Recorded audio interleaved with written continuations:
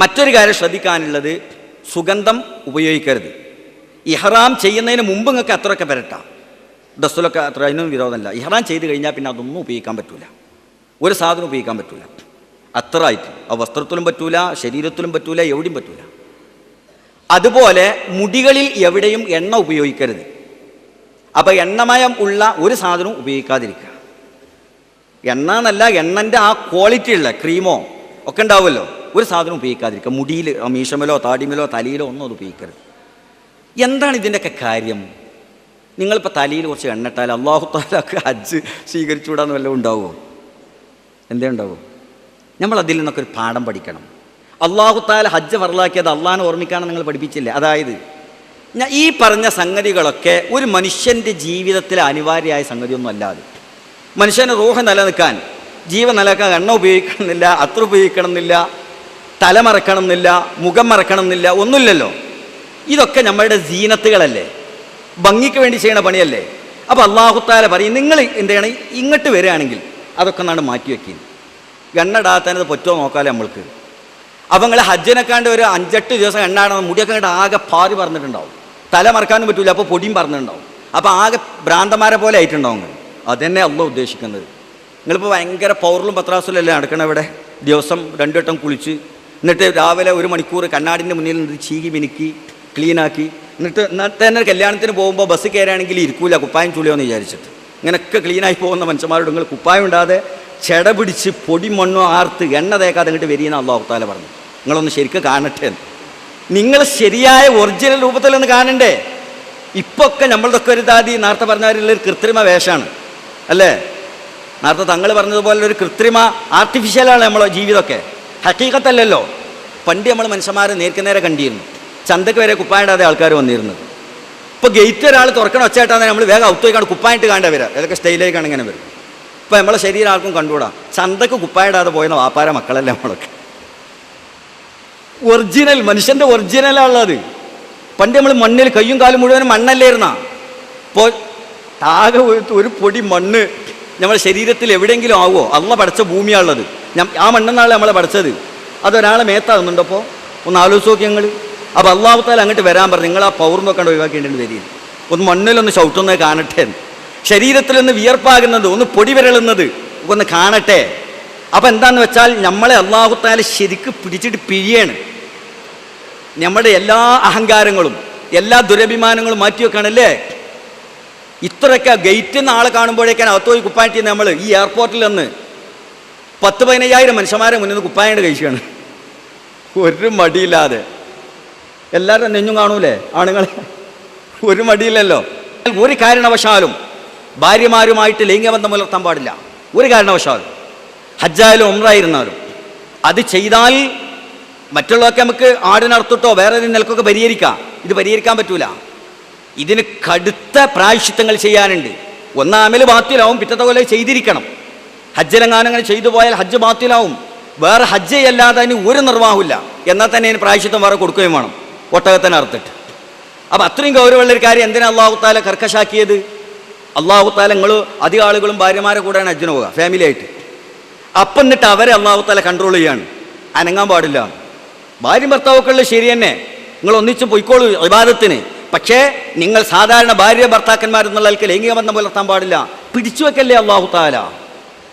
അതായത് അതൊരു ജീവിതത്തിൻ്റെ സുഖാസ്വാദനമാണ്. ഒരു മനുഷ്യൻ ജീവിക്കണമെങ്കിൽ അത് ആവശ്യമൊന്നുമല്ലല്ലോ. പക്ഷെ അതെന്താണ്? ഒരു സീനത്താണ്. ഭാര്യ ഉണ്ടാകുക, ബന്ധം പുലർത്താനുള്ളത് അവരുടെ സീനത്താണ്, ഒരു സുഖാസ്വാദനമാണ്, തമത്വമാണ്.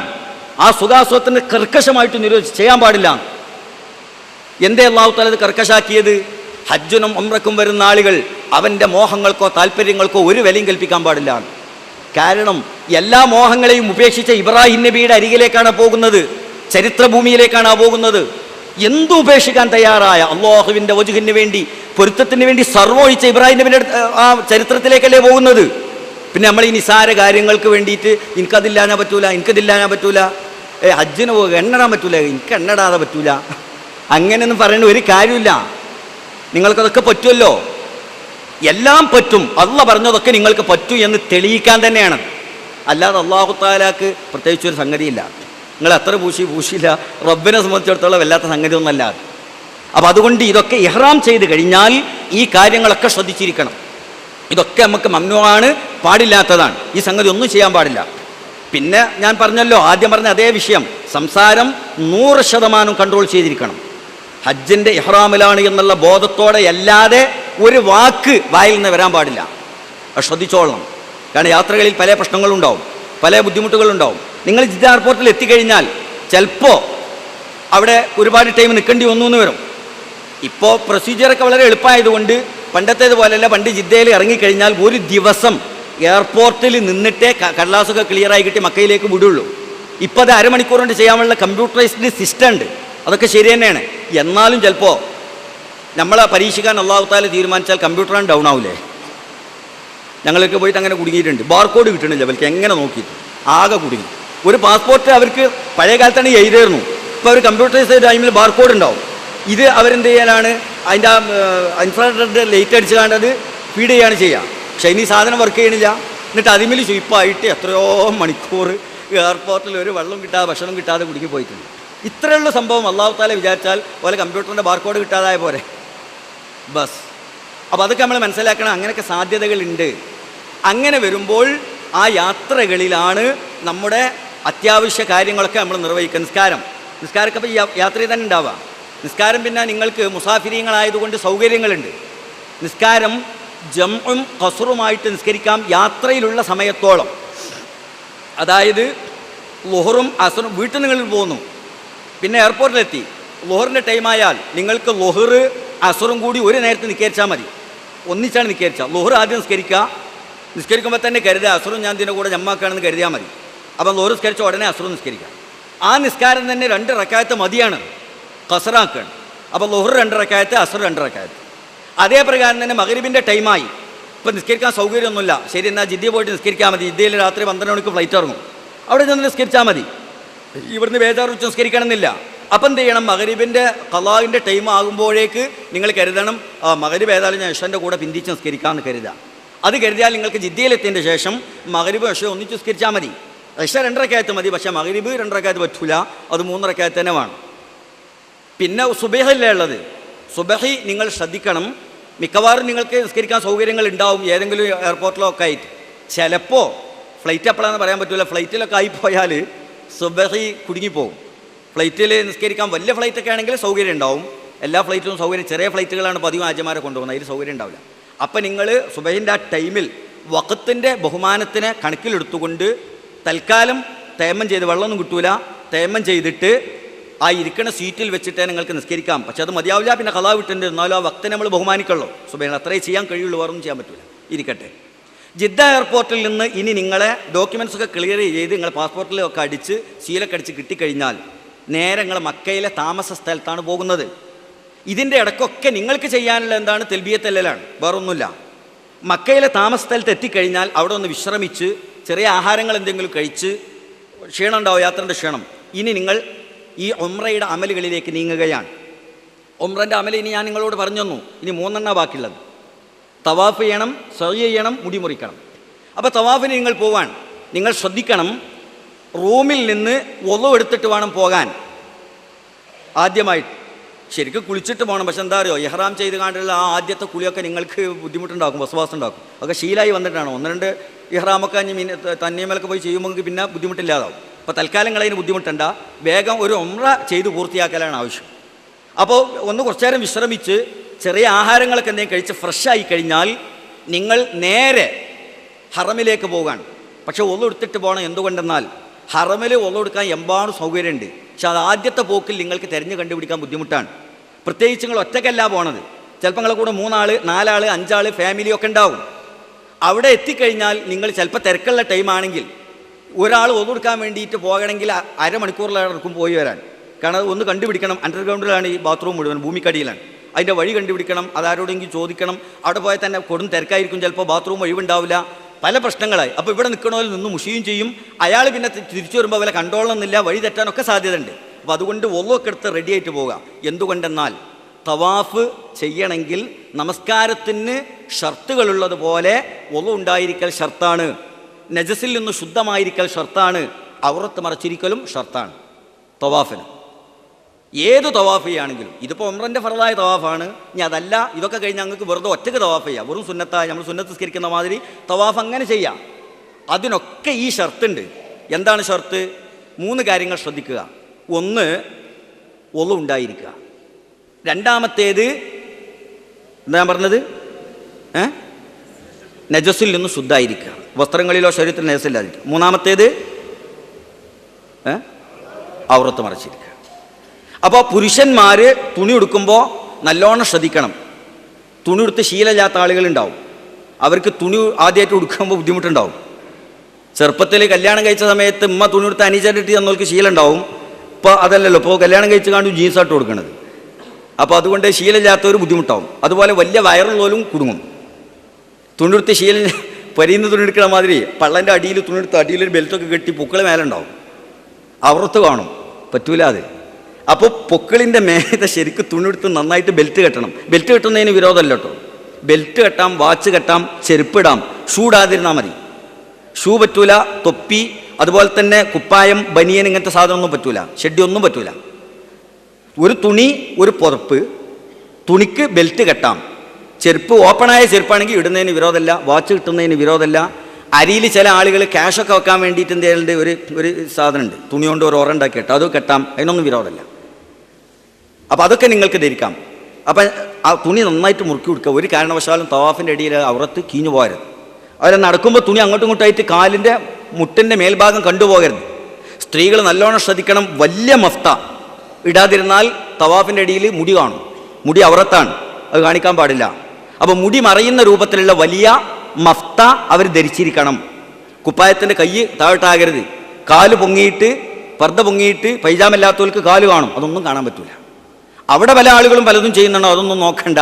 അവിടെ കാല് കാണുന്നവരുണ്ടാവും, മുടി കാണുന്നവരുണ്ടാവും, എല്ലാം കാണുന്നവരുണ്ടാവും. നിങ്ങൾ മറ്റുള്ളവരെന്ത് ചെയ്യുന്നുള്ളൂ തിരിഞ്ഞു നോക്കണ്ട. നമ്മൾ അവനവൻ്റെ കാര്യം ശ്രദ്ധിച്ചാൽ മതി. നമ്മളെ ഇബാദത്താണ് നമുക്ക് പ്രധാനം. ഇത് വളരെ പ്രധാനമാണ്. അപ്പം തവാഫാണ് ഇനി നമ്മൾ ചെയ്യാൻ പോകുന്നത്. തവാഫ് ചെയ്യാം. തവാഫ് അത് കഴിഞ്ഞിട്ട് സഅയ്. തവാഫ് ചെയ്യുമ്പോൾ അതിൻ്റെ ചെറിയ തവാഫിൻ്റെ രൂപം ഞങ്ങൾക്ക് കാണിച്ചു തരാം. തവാഫ് ചെയ്യാൻ നിങ്ങൾ ഹറമിലേക്കാണ്ട് ഇറങ്ങാൻ, ഒളു എടുത്ത് തയ്യാറായി ഹറമിലേക്ക് നിങ്ങൾ കിടക്കുകയാണ്. അപ്പോൾ റൂം നേരത്തെ പറഞ്ഞല്ലോ ഹമീദ് സാഹിബ്, നിങ്ങൾ ഏത് കാറ്റഗറി ആയിരുന്നാലും അത്യാവശ്യം ദൂരം അതിനുണ്ടാവും. കാരണം അടുത്ത് ബിൽഡിംഗ് ഇല്ലാത്തതുകൊണ്ട് ഇപ്പോൾ യാതൊരു നിർവാഹമില്ല. കാറ്റഗറി എന്ന് പറഞ്ഞിട്ട് കാര്യമല്ലല്ലോ, ഗ്രീൻ കാറ്റഗറി എന്ന് പറഞ്ഞിട്ട്. എന്തായിരുന്നാലും 1 കിലോമീറ്റർ നിങ്ങൾ കണക്കൂട്ടിക്കോളൂ. 1 കിലോമീറ്റർ ദൂരത്തു നിന്നാണ് നിങ്ങൾ വരുന്നത്. അവിടെ ബിൽഡിങ്ങിൻ്റെ നിർമ്മാണങ്ങൾ പൊടിക്കലും ഉണ്ടാക്കലൊക്കെ നടന്നുകൊണ്ടിരിക്കുകയാണ്. അപ്പോൾ വഴി നല്ലതുപോലെ ശ്രദ്ധിച്ചിരിക്കണം. പോരുമ്പോൾ അങ്ങനെ അടയാളങ്ങളൊക്കെ നോക്കുക, കൂടെയൊക്കെയാണ് ഈ പോകുന്നത് എന്നെങ്കിലേ നിങ്ങൾ തിരിച്ചു വരാൻ കഴിയുള്ളൂ. പിന്നെ ഒരു സംഘമായിട്ട് പോകുന്ന ആളുകൾ നിങ്ങൾ ശ്രദ്ധിക്കേണ്ടത്, ആ സംഘത്തിൻ്റെ ലീഡർമാർ ശ്രദ്ധിക്കേണ്ടത്, നിങ്ങൾ താമസിക്കുന്ന ബിൽഡിങ്ങിൻ്റെ കാർഡ് ഉണ്ടാവും, ഹോട്ടലിൻ്റെ പേരുള്ള കാർഡ്, ടെലിഫോൺ നമ്പർ. ആ കാർഡ് അവിടുന്ന് ചെന്നപാടനെ വാങ്ങിയിട്ട് നിങ്ങൾ കൂടുതൽ എല്ലാവരുടെ കയ്യിലും കൊടുക്കണം. അത് കയ്യിൽ വേണം. എവിടെയെങ്കിലും മിസ്സായി പോയാൽ ആ നമ്പർ കാണിച്ചു കൊടുത്താൽ ആരും നിങ്ങളെ ബിൽഡിങ്ങിൽ കൊടുന്നാക്കി തരും. അത് വളരെ പ്രധാനമാണ്. പോകുമ്പോൾ വഴി നല്ലോണം ശ്രദ്ധിച്ചിട്ട് പോവുകയും വേണം. മസ്ജിദുൽ ഹറാമിലേക്ക് നിങ്ങൾ ബാബുസലാമിലൂടെ കടക്കൽ സുന്നത്താണ്. പക്ഷേ ബാബുസലാം എന്നുള്ളത് സഫാ മറവൻ്റെ ഭാഗത്ത് സഫയുടെയും മറവയുടെയും ഒത്ത നടക്കാനുള്ളത്. അപ്പോൾ ആ ഭാഗത്തിലൂടെ വരുന്നവർക്കാണത് സൗകര്യപ്പെടുക. നിങ്ങൾ ആദ്യമായിട്ട് പോകുന്നവർ താഴെ മിസ്ഫല ഭാഗത്തുള്ളവരാണെങ്കിൽ നിങ്ങൾക്ക് ബാബുസലാം പോകണമെങ്കിൽ ഹറമ് ചുറ്റി പോകണം. ഹറം പറഞ്ഞാൽ വലിയൊരു ഏരിയയാണ്, വലിയ കെട്ടിടമാണത് ഹറം. അപ്പോൾ അതിൻ്റെ ചുറ്റി പോകണം. അത് സാധിക്കുമെങ്കിൽ നിങ്ങൾക്ക് പോയാൽ നല്ലതാണ് എന്ന് മാത്രം. അഥവാ ഇനി ചിലപ്പോൾ നിങ്ങൾക്ക് അസൗകര്യങ്ങളുള്ളവർ, നടക്കാൻ വയ്യാത്തവരുണ്ടാവും, കൂടെ വയസ്സായ ഈ ഒരു ബാബുസലാമിൽ കിടക്കാൻ വേണ്ടി മാത്രം ഇത്രയും നടത്തി ബുദ്ധിമുട്ടാക്കിയാൽ പിന്നെ നിങ്ങൾക്ക് തവാഫ് ചെയ്യാൻ കഴിയില്ല. അപ്പം നിങ്ങൾ തൽക്കാലം മുന്നിൽ കാണുന്ന വാതിലൂടെ കടന്നാൽ മതി. കടക്കുമ്പോൾ മസ്ജിദുൽ ഹറാമിൻ്റെ വാതിൽ കടക്കുമ്പോൾ ഏതൊരു പള്ളിയിലേക്കും കടക്കുമ്പോൾ ചെയ്യുന്നത് പോലെ വലത്തെ കാല് വെച്ച് ബിസ്മില്ലാഹിർ റഹ്മാനിർ റഹീം അല്ലാഹുമ്മ സല്ലി അലാ സയ്യിദിനാ മുഹമ്മദിൻ വഅലാ ആലി സയ്യിദിനാ വ മൗലാനാ മുഹമ്മദ് അല്ലാഹുമ്മ ഗഫിർ ലി ജമീഅ ദുനൂബി അല്ലാഹുമ്മ ഇഫ്തഹ് ലി അബ്വാബ റഹ്മതിക എന്ന ദിക്ർ ചൊല്ലിയിട്ട് കിടക്കുക. അത് നിങ്ങൾക്ക് അറബിയിൽ പറയാൻ കിട്ടില്ലെങ്കിൽ അതിൻ്റെ അർത്ഥം, അള്ളാഹുവേ എൻ്റെ എല്ലാ ദോഷങ്ങളും നീ എനിക്ക് പുറത്തു തരണം, നിൻ്റെ റഹ്മത്തിൻ്റെ വാതിലുകൾ, കവാടങ്ങൾ നീ എനിക്ക് തുറന്നു തരണം തമ്പുരാനെ എന്നാണ് അതിൻ്റെ അർത്ഥം. അത് മലയാളത്തിൽ നിങ്ങൾ പറഞ്ഞാലും മതി, അംദു സ്വലാത്തും ചൊല്ലിക്കാണ്ട്. എന്നിട്ട് നിങ്ങൾ വാതിലാണ്ട് കടന്നാൽ പിന്നെ ഇങ്ങനെ ചെല്ലാണ് കേട്ടോ, അതിൻ്റെ ഉള്ളിലേക്ക് നടന്നാണ് ചെല്ലാണ്. കുറേ ആണ്ട് താഴോട്ട് ഇങ്ങനെ ഇറങ്ങി ഒതുക്കുകൾ. പഴയ കാലത്ത് നമ്മളെ നടുമിറ്റുള്ള മാതിരിയാണ്. ചുറ്റുഭാഗത്തും വലിയ മസ്ജിദുൽ ഹറാമിൻ്റെ കെട്ടിടങ്ങളും മിനാരങ്ങളും, മധ്യത്തിൽ നടുക്കൊരു മുറ്റം, ഇതേമാതിരി. ആ മുറ്റത്തിൻ്റെ നടുക്കാണ് ഈ കഅബ ഉള്ളത്. അപ്പോൾ കുറച്ചാണ്ട് എത്തുമ്പോൾ നിങ്ങൾ കഅബ കാണും. ജീവിതത്തിൽ ആദ്യമായാണ് ഒരു പക്ഷേ നിങ്ങളത് കാണുക. നാടാടെ പോകുന്ന ആളുകളാണെങ്കിൽ എത്രയോ കാലങ്ങളായി നിങ്ങളുടെ ഹൃദയത്തിൻ്റെ വികാരമാണ്, എത്രയോ കാലമായി നിങ്ങളുടെ മോഹമാണ് ചിത്രങ്ങളിൽ മാത്രം കണ്ട് പരിചയിച്ച കറുത്ത നിറത്തിലുള്ള പട്ടുവസ്ത്രം ധരിച്ച, ഗോൾഡൻ കളറിൽ സ്വർണ്ണ ലിപികളെ കൊണ്ട് ഖുർആന്റെ ആയാത്തുകൾ മുകളിൽ എഴുതി വെച്ച ഗംഭീരമായ കഅബ ഷരീഫിന്റെ ആ ലളിതമായ കറുത്ത കെട്ടിടം നിങ്ങൾ കാണുമ്പോൾ നിങ്ങൾ അറിയാതെ നിങ്ങളുടെ കണ്ണുകൾ നിറഞ്ഞൊഴുകി പോവുക തന്നെ ചെയ്യും. ആ സമയത്ത് എവിടെയാണോ ഉള്ളതെങ്കിൽ അവിടെ നിൽക്കാന്ന് വെച്ചാൽ ആ ഇറങ്ങിയ വഴിയിൽ നിൽക്കരുത്, കുറച്ചുകൊണ്ട് മാറി നിൽക്കുക. വഴി ആളുകൾക്ക് സൗകര്യപ്പെടുത്തണം. കുറച്ചും കണ്ട് മാറിയിട്ട് അവിടെ നിൽക്കുക. എന്നിട്ട് ആ കഅബ ഒന്ന് കൺകുളിർക്കെ കണ്ട്, പടച്ചവനെ എവിടെയാണ് ഞാൻ എത്തിയിട്ടുള്ളത് എന്ന് നല്ലോണം ഒന്ന് മനസ്സിൽ കരുതിയിട്ടൊക്കെ തവാഫിന് ഇറങ്ങിയാൽ മതി. ഒരു നിമിഷം അവിടെ നിൽക്കുക. എന്നിട്ട് അതിനെപ്പറ്റി ചിന്തിക്കുക. അല്ലാഹു തആല ഖുർആനിൽ പറഞ്ഞത് അൽ ബൈത്തുൽ അതീഖ്, പുരാതനമായ ഭവനം എന്നാണ്. ഇന്ന അവ്വല ബൈത്തിൻ വുളിഅ ലിന്നാസ് ലല്ലദീ ബിബക്കത മുബാറകം വഹുദൽ ലിൽ ആലമീൻ ഫീഹി ആയാത്തും ബയ്യിനാത്തും മഖാമു ഇബ്രാഹീം വമൻ ദഖലഹു കാന ആമിനാ. ഇന്ന അവ്വല ബൈത്തിൻ വുളിഅ ലിന്നാസ്, മനുഷ്യർക്ക് വേണ്ടി, മനുഷ്യർക്ക് അള്ളാഹുവിൻ്റെ മുന്നിൽ വരാൻ വേണ്ടി, ഇബാദത്ത് ചെയ്യാൻ വേണ്ടി, ഇബാദത്തിന് തിരിഞ്ഞു നിൽക്കാൻ വേണ്ടി ആദ്യമായിട്ട് ഭൂമിയിൽ വെക്കപ്പെട്ട ഭവനം ലല്ലദീ ബിബക്കത മുബാറകാ, ബർക്കത്താക്കപ്പെട്ട അനുഗ്രഹീതമായ മക്കയിലുള്ള ആ കെട്ടിടമാണ്. ഫീഹി ആയാത്തും ബയ്യിനാത്ത്, അവിടെ നിങ്ങൾക്ക് അല്ലാഹുവിൻ്റെ വ്യക്തമായ ദൃഷ്ടാന്തങ്ങളുണ്ട്, വ്യക്തമായ അടയാളങ്ങളുണ്ട്. മഖാമു ഇബ്രാഹീം, അതിൽപ്പെട്ടതാണ് മഖാമു ഇബ്രാഹീം. വമൻ ദഖലഹു കാന ആമിന, ആ വിശുദ്ധമായ പുരാതന ഭവനത്തിൻ്റെ അരികിലേക്ക് ആര് കടന്നു വന്നാലും അവൻ സുരക്ഷിതനായിരിക്കും. സുബ്ഹാനല്ലാഹ്, ഇത് അല്ലാഹു തആല ഖുർആനിൽ പറഞ്ഞതാണ്. ആ വിശുദ്ധമായ ഭവനമാണ് കണ്ണിൽ കാണുന്നത്. അപ്പോൾ അവിടെ നിന്നിട്ട് ഒന്ന് കരൾ പൊട്ടും, ഉറപ്പാണ്, പൊട്ടാതിരിക്കൂല. നമ്മളൊക്കെ അത് അനുഭവിച്ചിട്ടുണ്ട്. ഹൃദയം ഇങ്ങോട്ട് പൊട്ടുവാടെ. എന്നിട്ട് കണ്ണുനീരൊഴുക്കിയിട്ട് അള്ളാഹുവിനോട് ദ്വാരക്കണം. അതിന് ഭാഗ്യം തന്ന അള്ളാഹുവിനോട് എന്ത് കഷ്ടപ്പെട്ടാലും വേണ്ടില്ല, എന്ത് പൈസ ചെലവാക്കിയാലും വേണ്ടില്ല, ഇവിടെ എത്തിയല്ലോ, സുബ്ഹാനല്ലാഹ്. ഇതിന് തൗഫീഖ് തന്ന അള്ളാഹുവിനോട് നന്ദിയായിട്ട് കരഞ്ഞ് ആ സമയത്ത് നിങ്ങൾ ദ്വാരന്നാൽ അള്ളാഹു തആല അപ്പത് സ്വീകരിക്കും. നിങ്ങൾ ആവശ്യങ്ങൾ പറയാം. അവിടെ പ്രത്യേകം ദുആയുണ്ട്. ആ ദുആ ഹദീസിൽ വന്നിട്ടുണ്ട്. അത് അറിയെങ്കിൽ നിങ്ങൾ പുസ്തകം ഉണ്ടാവും കയ്യിലെങ്കിൽ അവിടെ നോക്കിയാണ്ട് ചെല്ലിയാൽ മതി.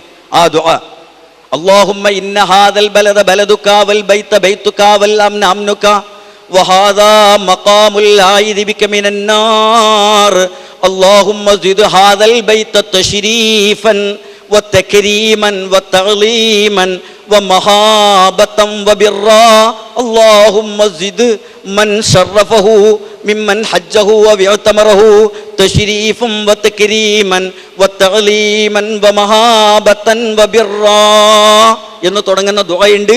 അത് സൗകര്യമുള്ളവർ പുസ്തകം നോക്കിയിട്ട് ചെല്ലുക. ഇല്ലെങ്കിൽ നിങ്ങൾക്ക് അറിയാവുന്ന ദുആകളൊക്കെ നിങ്ങൾ നിർവഹിക്കുക. അതൊക്കെ ചെന്ന് അപ്പം എന്നിട്ടൊന്നൊരു ആശ്വാസമാകുക. എന്നിട്ടാണ്ട് ഇറങ്ങിയാൽ മതി. ഇറങ്ങി ചെല്ലുകയാണെങ്കിൽ തവാഫിന് ഇറങ്ങി ചെല്ലാണ്. തവാഫിന് ഇത് ഉംറയുടെ ഫർലായ തവാഫ് ആയതുകൊണ്ട്, ഉംറയുടെ നിയ്യത്തിൽ ഉൾപ്പെട്ടത് കൊണ്ട് ഇനി പ്രത്യേകിച്ച് നിയ്യത്ത് വെച്ചുകൊള്ളണമെന്നില്ല.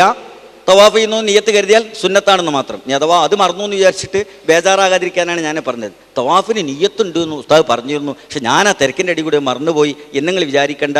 ഉംറയുടെ തവാഫ് ആയതുകൊണ്ട് അത് ഉംറൻ്റെ നിയ്യത്ത് നമ്മൾ ഇവിടുന്ന് ചെയ്തല്ലോ, അതിൽ പെട്ടു. അപ്പം ഇനി അഥവാ ഓർമ്മ ഉണ്ടെങ്കിൽ ചെയ്താൽ സുന്നത്ത് കിട്ടുമെന്ന് മാത്രം, അല്ലെങ്കിൽ കുഴപ്പമൊന്നുമില്ല. തവാഫ് എങ്ങനെയാണ് ഈ തവാഫ്? അത് ഹജ്ജിലെ ഏറ്റവും പ്രധാനപ്പെട്ട, ഉംറയിലെ ഏറ്റവും പ്രധാനപ്പെട്ട രണ്ട് അമലുകളിൽ ഒന്നാണ് തവാഫ്, മറ്റൊന്ന് സഅയാണ്. അപ്പോൾ അതുകൊണ്ട് അതിൻ്റെ ഒരു ലളിതമായ രൂപം ഞാൻ നിങ്ങൾക്ക് കാണിച്ചു തരാം. നേരെ ഇവിടുന്ന് വരിക, അവിടെയാണ് ബാബു സലാം. അതിലൂടെ ഇങ്ങനെ കടന്നു വന്നാൽ നിങ്ങൾ നേരെ ഈ വാതിലിൻ്റെ മുന്നിക്കാനെത്തും. ചിലപ്പോൾ ഇത് നാനാഭാഗത്തും വഴിയുള്ളതാണ്. 95 വാതിലുണ്ട് മസ്ജിദുൽ ഹറാമിന്, 95 വാതിൽ. എല്ലാ വാതിലും നമ്പറും ഉണ്ട് കേട്ടോ. നിങ്ങളെ റൂമിൻ്റെ ഭാഗത്തു നിന്ന് വരുന്ന വാതിലിൻ്റെ നമ്പർ ഓർമ്മ വെച്ചാൽ മതി. ഇത്ര നമ്പർ വാതിലാണ് ഞാൻ കടന്നു വരുന്നത്. നമ്പർ 1 ബാബുൽ മലിക് അബ്ദുൽ അസീസ് എന്ന് പറയുന്ന 1-ാം നമ്പർ വാതിലാണ്. പിന്നെ ഇങ്ങനെ 1, 2, 3, 4 ആയിട്ട് 95 വരെ നമ്പർ ഉണ്ടായി. അപ്പോൾ അത് ശ്രദ്ധിച്ചു വെക്കുക. പ്രധാനപ്പെട്ട വാതിലുകൾക്ക് പേരുണ്ട്, എല്ലാ വാതിലും പേരില്ല. 1 ബാബു മലിക് അബ്ദുൽ അസീസ്, ബാബു മലിക് ഫഹദ്, ബാബുൽ ഉംറ, ബാബുൽ മദീന എന്നൊക്കെ പറഞ്ഞിട്ട് ഒരുപാട് പേരുകൾ. പേര് എല്ലാത്തിനും ഉണ്ടായിക്കോളണമെന്നില്ല. ഏതായിരുന്നാലും നിങ്ങൾ വരുന്ന വാതിലിൻ്റെ പേരും നമ്പറും ഓർമ്മിച്ച് വെച്ചോളൂ. നിങ്ങളുടെ റൂമിൻ്റെ സൈഡിൽ. എന്നാൽ പിന്നെ അതിലൂടെ നിങ്ങൾ പുറത്ത് കിടന്നാൽ നേരെ റൂമിൽ എത്തും ചെയ്യാം.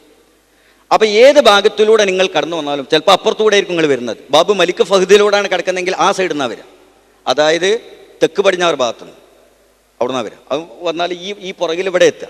അപ്പോൾ കഅബൻ്റെ ഈ ഭാഗമേ കാണുള്ളൂ. ഏത് ഭാഗത്തു കൂടെ ഈ നാനാഭാഗത്തും ഇറങ്ങി വരും. ഏത് ഭാഗത്തൂടെ വന്നാലും തവാഫ് തുടങ്ങണമെങ്കിൽ ഇവിടെ വരണം. കാരണം എന്തുകൊണ്ട്? വാതിലുള്ള ഈ മൂലയിലാണ് ഹജറുൽ അസ്വദ്. ഇതുപോലെ ഉണ്ടാക്കിയത് കുറേ താഴെ പോയി, കുറച്ച് മേലോട്ട് വെക്കേണ്ടത്. ഹജറുൽ അസ്വദ് ഇവിടെ ഉണ്ടാകുക, മനസ്സിലായില്ലേ? അത് നിങ്ങൾ മനസ്സിലാക്കിയാൽ മതി. ഈ മൂലയാണ് വാതിൽ ഇവിടെയാണല്ലോ. വാതിലിൻ്റെ മുന്നിൽ കൂടെ വന്നാൽ ഈ കാണുന്ന ഈ മൂലയിമലാണ് ഹജറുൽ അസ്വദ് ഉള്ളത് ഉണ്ടാവുക. അപ്പം നിങ്ങളത് മനസ്സിലാക്കി, ഇതാണ് ഹജറുൽ അസ്വദിൻ്റെ മൂല. അടയാളപ്പെടുത്തിയിരുന്ന കുറേ താഴെ പോയിന്നേ ഉള്ളൂ, കുറച്ചും കൊണ്ട് മേലോട്ട് ആകേണ്ടതായിരുന്നു കാണാൻ വേണ്ടി. അവരതിൻ്റെ വാതിലിൻ്റെ ഉമ്മർപ്പടി കണക്കാക്കിയത് കുഴപ്പമില്ല. പണ്ട് പഴയ കാലത്തൊക്കെ തവാഫ് ചെയ്യുന്ന ഈ ഏരിയ മത്താഫ്, അതിനാണ് മത്താഫ് എന്ന് പറയുക, തവാഫ് ചെയ്യുന്ന സ്ഥലം, ഈ നടുമുറ്റം. അവിടെ ഈ ഹജറുൽ അസ്വദിൻ്റെ മൂലയിൽ നിന്ന് ഇങ്ങോട്ട് മാർബിൾമേൽ ഒരു കറുത്ത ലൈനിട്ട് കൊടുത്തിരുന്നു പണ്ട്. പക്ഷെ ആളുകൾ പിന്നെ ആ ലൈനുമേ തന്നെ തിരക്കൂട്ടി അവിടെ ഭയങ്കര തുക്കും ബഹളും ആളുകൾക്ക് ബുദ്ധിമുട്ടായപ്പോൾ ഇപ്പോൾ അവരെന്ത് ചെയ്തിട്ടുണ്ട്? അത് ഒഴിവാക്കിയിട്ടുണ്ട്. അപ്പം സംഭവം എന്താണെന്ന് വെച്ചാൽ ഹജറുൽ അസ്വദിൻ്റെ നേരെ നിന്നിട്ടാണ് തവാഫ് തുടങ്ങേണ്ടത് എന്നാണ് അതിൻ്റെ നിർബന്ധം. അത് നേരെ എന്നുള്ളത് അപ്പുറത്തായാലും ഇപ്പുറത്തായാലൊക്കെ നേരെ തന്നെയാണ്. അപ്പോൾ അതുകൊണ്ട് ലൈന് കണക്കാക്കേണ്ട ആവശ്യമില്ല എന്നതുകൊണ്ടാണ് അത് മാറ്റിയത്. ലൈന് നിർബന്ധമൊന്നും അല്ലാതെ. അപ്പോൾ നമ്മൾ എന്ത് ചെയ്യണം? ശരിക്കതിൻ്റെ സുന്നത്ത് ശരിയായ രീതി ഹജറുൽ അസ്വദിനെ ചുംബിച്ച് റസൂൽ അങ്ങനെ ചെയ്തിരുന്നത്. അള്ളാഹുവിൻ്റെ റസൂൽ നേരെ വന്നിട്ട് ഹജറുൽ അസ്വദിനെ ചുംബിക്കും, എന്നിട്ട് എഴുന്നേറ്റിട്ട് തിരിഞ്ഞിട്ട് നടത്താൻ തുടങ്ങും. പക്ഷെ അത് നിങ്ങൾക്ക് ബുദ്ധിമുട്ടാവും. കാരണം എന്തുകൊണ്ട്? ഭയങ്കര തിരക്കായിരിക്കും. അവിടെ ചുംബിക്കാനൊന്നും പോകാൻ അപ്പോൾ പറ്റില്ല. ഹജറുൽ അസ്വദ് ചുംബിക്കണമെങ്കിൽ പിന്നെ ഒഴിവുള്ള നേരത്ത് പാതിരാക്കോ ജനങ്ങൾ തിരക്കില്ലാത്ത സമയത്ത് പോയിട്ട് സെപ്പറേറ്റ് ചുംബിക്കലേ പറ്റൂ. തവാഫ് തുടങ്ങുന്ന സമയത്തുള്ള ഹജറുൽ അസ്വദ് ചുംബിക്കൽ തൽക്കാലം നടക്കൂല. അപ്പം നിങ്ങൾ എന്ത് ചെയ്യുക? അങ്ങനത്തെ ആളുകൾ ദൂരെ നിന്നിട്ട് കയ്യുകൊണ്ട് ഇഷാറത്താക്കലാണ് ചെയ്യുക. അപ്പോൾ ഹജറുൽ അസ്വദിൻ്റെ നേരെ തിരിഞ്ഞ് നിൽക്കുക. തവാഫ് ചെയ്യാൻ വരുമ്പോൾ എല്ലാവരും, നിങ്ങൾ 4-5 ആളുണ്ടെങ്കിൽ എല്ലാവരും ഇങ്ങനെ നിൽക്കുക. എന്നിട്ട് ആ ഹജറുൽ അസ്വദിൻ്റെ നേരെ കയ്യങ്ങ് ചൂണ്ടുക. ബിസ്മില്ലാഹി അല്ലാഹു അക്ബർ എന്ന് പറഞ്ഞ് കയ്യ് ചൂണ്ടുക. എന്നിട്ട് ആ കയ്യ് ചുംബിക്കുക. ഇത്രേ ചെയ്യാനുള്ളൂ. ബിസ്മില്ലാഹി അല്ലാഹു അക്ബർ ചുംബിച്ചു. അപ്പം അതിൻ്റെ സ്റ്റാർട്ടിങ് ആയിട്ടോ. ഇനിയിപ്പോൾ തവാഫ് തുടങ്ങണമെങ്കിൽ എന്ത് വേണം? നേരെ നിൽക്കണം, അറ്റൻഷനിൽ നിൽക്കണം. അങ്ങോട്ട് തന്നെ തിരിയാൻ പറ്റില്ല. ഹജറുൽ അസ്വദിൻ്റെ കൈ ചൂണ്ടാൻ വേണ്ടി മാത്രമാണ് നമ്മൾ ഹജറുൽ അസ്വദിലേക്ക് തിരിഞ്ഞിട്ടുള്ളത്, കഅബയിലേക്ക് തിരിഞ്ഞിട്ടുള്ളത്. തവാഫ് ചെയ്യാൻ കഅബയിലേക്ക് തിരിയാൻ പറ്റൂല. തവാഫ് ചെയ്യുമ്പോൾ എപ്പോഴും കഅബ ഇടത് ഭാഗത്തെ ആകാൻ പാടുള്ളൂ, മുന്നോട്ട് പോകണം. നിസ്കാരത്തിന് കഅബയിലേക്ക് തിരിയുന്നത് പോലെ തവാഫിൽ കഅബയിലേക്ക് തിരിയാൻ പറ്റൂല. അപ്പം തിരിയൽ തുടക്കത്തിൽ മാത്രം. ഇപ്പം ബിസ്മില്ലാഹി അല്ലാഹു അക്ബർ, പിന്നെ നേരെ നിൽക്കുന്നു, എന്നിട്ട് നടക്കന്നെ. അല്ലാഹുമ്മ ഈമാനം ബിക വതസ്ദീഖൻ ബികിതാബിക വവഫാഅൻ ബിഅഹദിക വത്തിബാഅൻ ലിസുന്നത്തി നബിയിക മുഹമ്മദിൻ സല്ലല്ലാഹു അലൈഹി വസല്ലം. അല്ലാഹുമ്മ ഇന്ന ഹാദൽ ബൈത ബൈതുക വൽ ബലദ ബലദുക വൽ അംന അംനുക വഹാദാ മഖാമുൽ ലാഇദി ബിക മിനൻ നാർ. اللهم اجعله حجا مبرورا وعمرة مقبولا وسعيا مشكورا وذنبا مغفورا. ربنا آتنا في الدنيا حسنة وفي الآخرة حسنة وقنا عذاب النار. ഇവിടെത്തി. അപ്പോൾ തുടങ്ങിയ സ്ഥാനത്തെത്തി.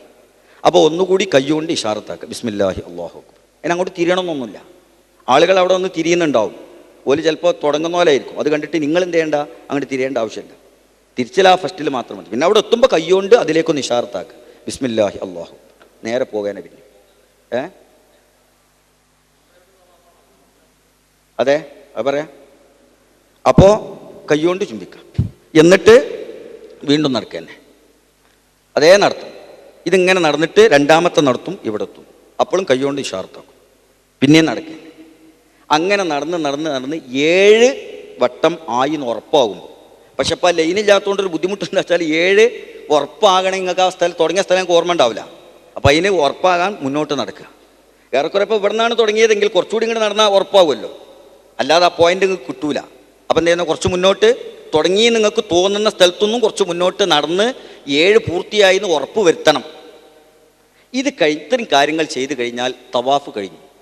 പക്ഷെ ആ തവാഫിൽ ഞാൻ ഈ പറഞ്ഞ കാര്യങ്ങളൊക്കെ ശ്രദ്ധിക്കുക. ഒന്ന്, ഈ നർത്തത്തിൻ്റെ ഇടയിൽ കൂടി തിക്കോ തിരക്കോ വരുമ്പോൾ ഇങ്ങോട്ട് തിരിയാതിരിക്കുക, അല്ലെങ്കിൽ ഇങ്ങോട്ട് തിരിയാതിരിക്കുക. ഈ പോക്ക് പോകണം. ഇടതുവശത്തായിരിക്കണം കഅബ ഷരീഫ് ഉണ്ടാകേണ്ടത്. പിന്നെ കഅബൻ്റെ വളരെ അടുത്തുകൂടി നടക്കും.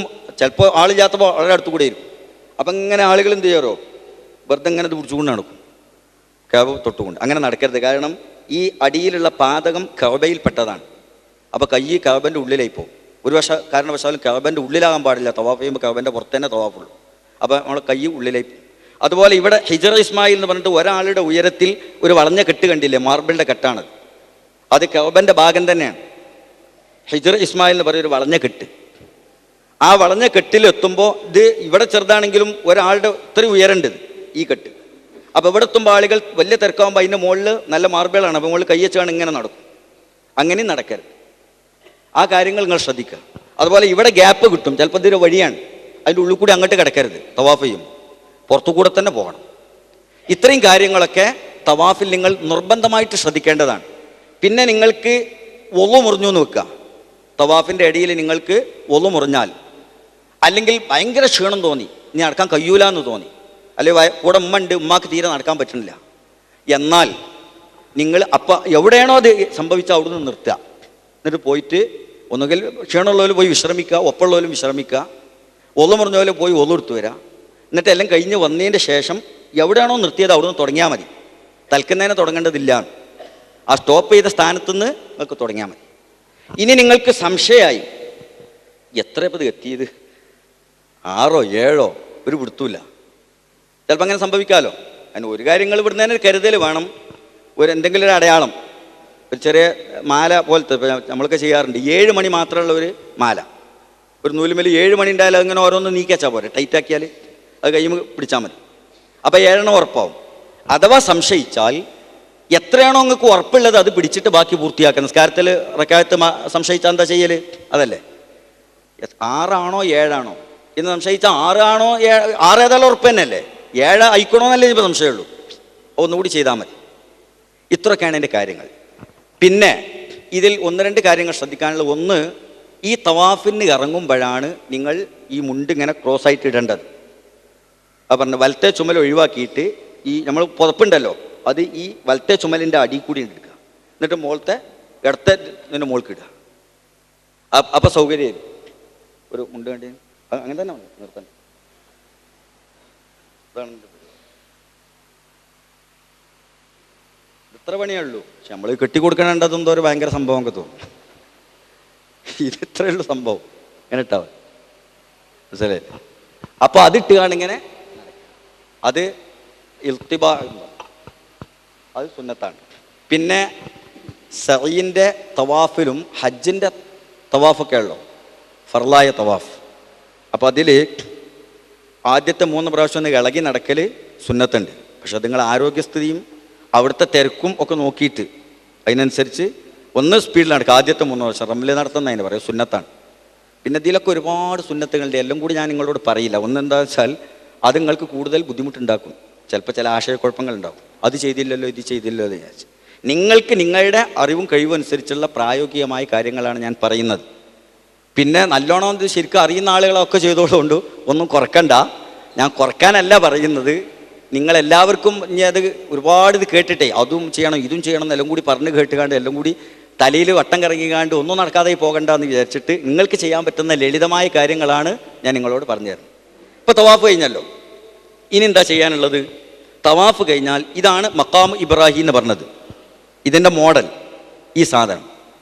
പക്ഷേ ഇതൊന്നുമല്ല മഖാം ഇബ്രാഹിം കേട്ടോ. മക്കത്ത് എന്നാൽ ഇതുപോലത്തെ സാധനം കാണും മഖാം ഇബ്രാഹിം, അതും അല്ല മഖാം ഇബ്രാഹിം. മഖാം ഇബ്രാഹിം എന്ന് പറഞ്ഞാൽ ഒരു കരിങ്കല്ലാണ്. അത് 35 ഇഞ്ച് നീളവും വീതിയും ഉള്ള ഒരു 10-11 ഇഞ്ച് കനമുള്ള ഒരു കരിങ്കല്ലാണ്. ആ കരിങ്കല്ലിൻ്റെ മുകളിൽ 2 കാല് ഇബ്രാഹിം നബി അലൈഹി സ്വലാമിൻ്റെതാണ് പതിഞ്ഞതാണ്, 1 ഇഞ്ച് ആഴത്തിൽ. ആ കല്ല് അവിടെ ഉണ്ട്. അത് ഇതിൻ്റെ അടിയിലാണുള്ളത്, ഇതിൻ്റെ ഏറ്റവും അടിയിൽ, ഭൂമിൻ്റെ അടിയിലാണ്. ഇവിടെ അല്ല, ഇവിടെ നോക്കിയിട്ട് കാണൂല മക്കത്ത്. ഇവിടെ മഖാം ഇബ്രാഹിം ഉണ്ടെന്ന് വിചാരിച്ചേ. അപ്പോൾ അതിൻ്റെ അടിയിലുള്ള ആ കല്ല് സംരക്ഷിക്കാൻ വേണ്ടിയിട്ട് അതിൻ്റെ മുകളിലൊരു കൂടുണ്ടാക്കി വെച്ചതാണ്. ഇത് നല്ല പിച്ചളൻ്റെ ഗ്രില്ല്, അതിൽ നല്ല ഈ പിന്നെ സ്ഫടികത്തിൻ്റെ ഗ്ലാസ്സൊക്കെയാണ്. അത് പൊട്ട് അതിൽ കേടിലൊന്നുമില്ല, അത്രയും ഭയങ്കര സ്ട്രോങ്ങിലാണ് ഉണ്ടാക്കിയിട്ടുള്ളത്. താഴെ അതിൻ്റെ ആ ഇതുണ്ടല്ലോ സ്റ്റെപ്പ്, അതിൻ്റെ ആ ഇരിക്കണ സാധനം, അതിൻ്റെ ഫ്ലോറ് അത് നല്ല ഗ്രാനൈറ്റ് കൊണ്ടൊക്കെ ഉറപ്പിച്ചതാണ്. അപ്പോൾ അതിൻ്റെ ഉള്ളിൽ നിങ്ങൾക്ക് ഇങ്ങനെ നോക്കിയാൽ ആ കല്ല് കാണും, കാൽപാദം പതിഞ്ഞതും കാണും. പക്ഷേ നമ്മളതിലൊരു കാര്യമുണ്ട്, ഇത് അല്ലാഹു തആല ഖുർആനിൽ നേരെ പറഞ്ഞതാണ് മഖാമു ഇബ്രാഹിം. 2 സ്ഥലത്ത് അല്ലാഹു തആല പറഞ്ഞിട്ടുണ്ട്. ഒന്ന് ഞാൻ നേരത്തെ ഓതിയ ആയത്തിലുണ്ട്, ഫീഹി ആയാത്തുൻ ബയ്യിനാത്തുൻ മഖാമു ഇബ്രാഹിം. മക്കാ ഷരീഫിലെ കഅബയുടെ അരികിൽ നിങ്ങൾ പോയി നോക്ക്, അവിടെ നിങ്ങൾക്ക് അള്ളാഹുവിൻ്റെ ദൃഷ്ടാന്തമുണ്ട്. അത് മഖാമു ഇബ്രാഹിം ആകുന്നു. നിങ്ങളെ തലച്ചോറുകളെ പ്രകമ്പനം കൊള്ളിക്കേണ്ട ഒരു വിഷയമാണ് അള്ളാഹുവിൻ്റെ ദൃഷ്ടാന്തം. 4000 കൊല്ലം മുമ്പ് ഒരു പ്രവാചകന്റെ കാല് കരിങ്കല്ലുമിൽ പതിഞ്ഞത് സാവൂനൊന്നല്ല, കരിങ്കല്ലുമിലാണ് പതിഞ്ഞിട്ടുള്ളത്. ഇത് അള്ളാഹിനെ പതിപ്പിച്ചിട്ട് കാത്തുവെച്ചതാണ് ഈ കാലഘട്ടം വരെ. അപ്പൊ ദുന്യാവിലെ അമ്പിയാക്കന്മാർക്ക് നടക്കാത്തൊരു സംഗതി ഇല്ലാന്ന് മനസ്സിലായില്ലേ? നിങ്ങൾക്കൊരു കരിങ്കല്ലും കാര്യം കാലം അങ്ങനെ പതിക്കാൻ കഴിയുമോ? സാധിക്കുമോ? ഇതെന്താ സംഭവം? ഇത് നിങ്ങൾ തലച്ചോറുകളെ പ്രകമ്പനം കൊള്ളിക്കണ്ടേ? ഇതിനല്ലേ നിങ്ങളോട് വരാൻ പറഞ്ഞത്? നിങ്ങൾ പോയി നോക്ക്. എന്തിനാ മക്കത്തേക്ക് വരുന്നത്? ഹജ്ജ് ചെയ്യാനൊരു കർമ്മം ചെയ്ത് ഇങ്ങോട്ട് പോരാണെങ്കിൽ അതുപോലത്തെ ഒരു പണി ഇവിടുന്ന് ചെയ്യാൻ പറഞ്ഞാൽ പോലെ. നിങ്ങൾ നാട്ടിൽ എവിടെയെങ്കിലുമൊക്കെ എല്ലാ നാട്ടിലും പള്ളി ഉണ്ടാക്കില്ലേ, അതുപോലെ കഅബ ഉണ്ടാക്കിയാണ് ഹജ്ജ് ചെയ്തോളൂ പറഞ്ഞാൽ പോരെ. അല്ല, നിങ്ങൾ അവിടെ വരണം, എങ്കിൽ നിങ്ങൾ അള്ളാഹുവിൻ്റെ ആയാത്ത് കാണാൻ പറ്റുള്ളൂ. 4000 കൊല്ലമായിട്ട് ആ കല്ല് കഅബ ഷരീഫിൻ്റെ ഉള്ളിൽ അള്ളാഹിൻ്റെ ഹബീബായ റസൂൽ വരുമ്പോൾ 360 വിഗ്രഹം അതിൻ്റെ ഉള്ളിലും പുറത്തു പോയിട്ടില്ലേ? റസൂലാണ്ട് കയറി ഇതിൻ്റെ മോൾക്ക്, ഈ വാതില് ഒരാളെ ഉയരത്തിലുള്ളത്, അയിമേൽക്കാണ് കയറി. അലി റളിയല്ലാഹുവിൻ്റെ ചുമല് പിടിച്ചിട്ടാണ് കയറി ഉള്ളിൽ പോയി. അലി റളിയല്ലാഹു കയറാൻ പറഞ്ഞു. നിസ്കരിച്ച് 2 റക്അത്ത്, എന്നിട്ട് സകലം എടുത്തുകൊണ്ട് വലിച്ചെറിയാൻ പറഞ്ഞില്ല. അതിൻ്റെ ഉള്ളിലുള്ള വിഗ്രഹങ്ങൾ മുഴുവനും, പുറത്തുള്ള വിഗ്രഹങ്ങൾ മുഴുവനും വലിച്ചെറിഞ്ഞില്ലേ? റസൂലുള്ളാഹിന്റെ കയ്യിൽ വടി ഉണ്ടായിരുന്നു. അതുകൊണ്ട് ഈ ദൈവങ്ങളെ തലക്കിങ്ങനെ മണ്ടക്ക് അടിച്ചിട്ട് പറഞ്ഞു, ജാ അൽ ഹഖ്ഖു വസഹഖൽ ബാതിലു ഇന്നൽ ബാതില കാന സഹൂഖാ. സത്യം വെളിപ്പെട്ട് കഴിഞ്ഞു, ബാത്തിൽ തകർന്നു പോയി. ബാത്തിൽ അങ്ങനെ തന്നെയാണ്, തകരും, നിലനിൽക്കൂല എന്ന് പറഞ്ഞിട്ട് അത് അടിച്ച് പുറത്ത് വലിച്ചെറിഞ്ഞാണ് ആ വിഗ്രഹം മുഴുവനും. അന്ന് ഈ കല്ല് അവിടെ ഉണ്ടല്ലോ, റസൂലുള്ളാഹി അത് കണ്ടിട്ടില്ലല്ലോ. അള്ളാഹിന്റെ റസൂലല്ലേ അത് അവിടെ വെക്കാൻ പറഞ്ഞത് അല്ലേ? റസൂൽ അങ്ങനെ ഒരു കല്ലുള്ള വിവരം അറിയാതെ വിട്ടുപോയതാണ് അബദ്ധവശാല്. ഒരു ഇബ്രാഹിം നബിന്റെ കാല് പതിഞ്ഞ കല്ല് എല്ലാവരും കൂടി ബഹുമാനിച്ചിങ്ങനെ ഇരിക്കുന്ന ഒരു കല്ല് അവിടെ ഉപേക്ഷിച്ചു പോയതാണ്, അറിയാതെ. അറിഞ്ഞുകൊണ്ട് ചെയ്തതല്ലേ? അള്ളാഹ് പറഞ്ഞല്ലേ അതവിടെ നിൽക്കട്ടെ, അത് അള്ളാഹുവിന്റെ ദൃഷ്ടാന്തമാണ്. കാരണം അത് ഇബ്രാഹിം നബിന്റെ കാല് പതിഞ്ഞ കല്ലാണ്. എങ്ങനെ കാല് പതിഞ്ഞത്? ഈ കഅബ ഷരീഫിന്റെ നിർമ്മാണത്തിന് വേണ്ടി അല്ലാഹു തആല ലിഫ്റ്റായിട്ട് ഉപയോഗിക്കാൻ വെച്ചു കൊടുത്ത കല്ലാണ്.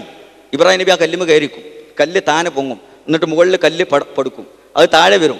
അപ്പൊ ഇസ്മായിൽ അലൈഹി സ്വലാം 2ാമത്തെ കല്ല് എടുത്ത് കൊടുക്കും. അതുമായിട്ട് ഈ കല്ലുമ്മ കയറി എന്നാൽ ഇത് ലിഫ്റ്റായിട്ട് ഉപയോഗിക്കും. അങ്ങനെ ഉപയോഗിച്ച കല്ലാണത്. ഇത് അള്ളാഹുവിന്റെ ദൃഷ്ടാന്തമാണ്. അല്ലാഹു തആല ഖുർആനിൽ ഹബീബായ റസൂലിനോട് പറഞ്ഞു, വത്തഖിദൂ മിൻ മഖാമി ഇബ്രാഹീമ മുസല്ലാ.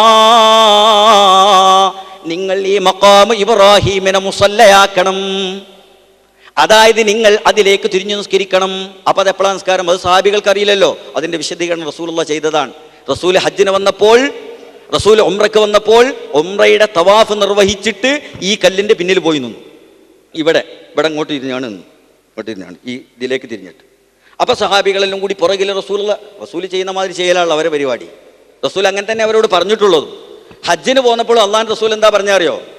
ഞാൻ ഹജ്ജ് ക്ലാസ് എടുത്തരാന്നല്ല, റസൂല് പറഞ്ഞത് ഇതാ, ഞാൻ ഹജ്ജിന് പോകാണ്. ഖുദൂ അന്നീ മനാസികക്കും. നിങ്ങളുടെ ഹജ്ജിന്റെ അമലൊക്കെ എന്നിൽ നിന്ന് നിങ്ങൾ പഠിക്കണമെന്നാ? പഠിക്കണമെന്നോ? അല്ല, ഖുദൂ എന്നാ പറഞ്ഞ. ഖുദൂ പറഞ്ഞാൽ പിടിച്ചെടുക്കണം. ഖുദൂ പിടിച്ചെടുക്കണം, നിങ്ങൾ ക്യാപ്ചർ ചെയ്യണമെന്നാ പറഞ്ഞത്, അല്ലാതെ പഠിക്കണം എന്നല്ല. അത് രണ്ടും വ്യത്യാസമല്ലേ? അത് ഞാൻ ചെയ്യും, അത് നിങ്ങൾ പിടിച്ചെടുത്തോളാം, അപ്പം പിടിക്കണം. അത് ഓരോ നിങ്ങൾ ഈ ക്യാമറ പിടിക്കുന്ന മാതിരി നമ്മൾ ചെയ്യുന്നൊക്കെ ഈ ക്യാമറ പിടിച്ചെടുക്കുന്നില്ലേ, അതുപോലെ എൻ്റെ അമല് മുഴുവൻ നിങ്ങൾ പിടിച്ചെടുക്കണം എന്നല്ലേ റസൂല് പറഞ്ഞത്. അപ്പൊ സ്വഹാബികൾ ഇങ്ങനെ നോക്കുകയാണ്, ഓരോന്ന് ചെയ്യുമ്പോൾ തവാഫ് എങ്ങനെയാണ്, സഅയ് എങ്ങനെയാണ്. തവാഫ് കഴിഞ്ഞ റസൂലുള്ള ഇതിൻ്റെ പിന്നെ പോയിക്കാണ്. അപ്പൊ എല്ലാവരും കൂടെ അവിടെ പോയിരുന്നു. എന്നിട്ട് അല്ലാഹുവിന്റെ ഹബീബായ റസൂൽ ആ ചെയ്ത പ്രവൃത്തിയെ റസൂലുള്ള തെളിയിക്കുകയാണ്. വത്തഖിദൂ മിൻ മഖാമി ഇബ്രാഹീമ മുസല്ലാ.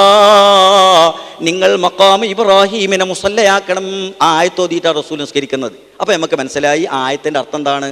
തവാഫ് കഴിഞ്ഞാൽ 2 റക്അത്തിന്റെ പിന്നിൽ നിസ്കരിക്കണം എന്നാണ്. അതിനാണ് ആയത്ത്. മനസ്സിലായോ?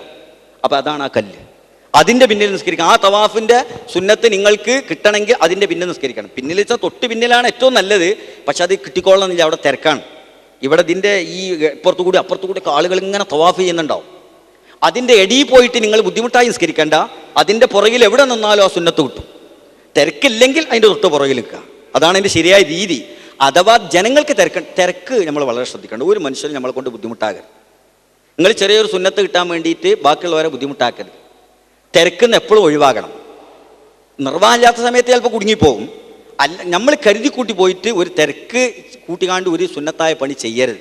അത് വലിയ കുറ്റകരമാണ്. അവിടെ ചെന്നാൽ നിങ്ങൾക്ക് കാണാൻ പറ്റും, ആളുകളിങ്ങനെ ഭയങ്കരമായിട്ട് ഇങ്ങനെ ബെഡൊക്കെ കെട്ടിയിട്ട് കയ്യോണ്ടേ ചെറുപ്പക്കാർ 8-10 ചെറുപ്പക്കാരിങ്ങനെ നിന്ന് അപ്പോൾ ഇങ്ങനെ ആൾക്കാരിങ്ങനെ തവാഫ് വരുന്നവർ കാക്കൊക്കെ തവാഫ് ചെയ്തുകൊണ്ട് വരുമ്പോൾ അയാൾ നേരെ മുന്നിലും. അപ്പോൾ ബലി ബടം കെട്ടിയെന്നാണ്ട് ഒരാളെ നിസ്കരിപ്പിക്കുകയാണ് ഇതിൻ്റെ പിന്നിൽ. അപ്പോൾ ഇങ്ങനെ തവാഫ് ചെയ്യുന്ന ആൾ വരുമ്പോൾ ഇങ്ങനെ ഇയാൾ തള്ളാണ്ട് കൊടുക്കുക, അയാളാണ് പറഞ്ഞു പോകും. ആ സാധു എഴുന്നേറ്റ് കണ്ട് തവാഫ് തുടരും. ഇവരെന്താ ചെയ്യുന്നത്?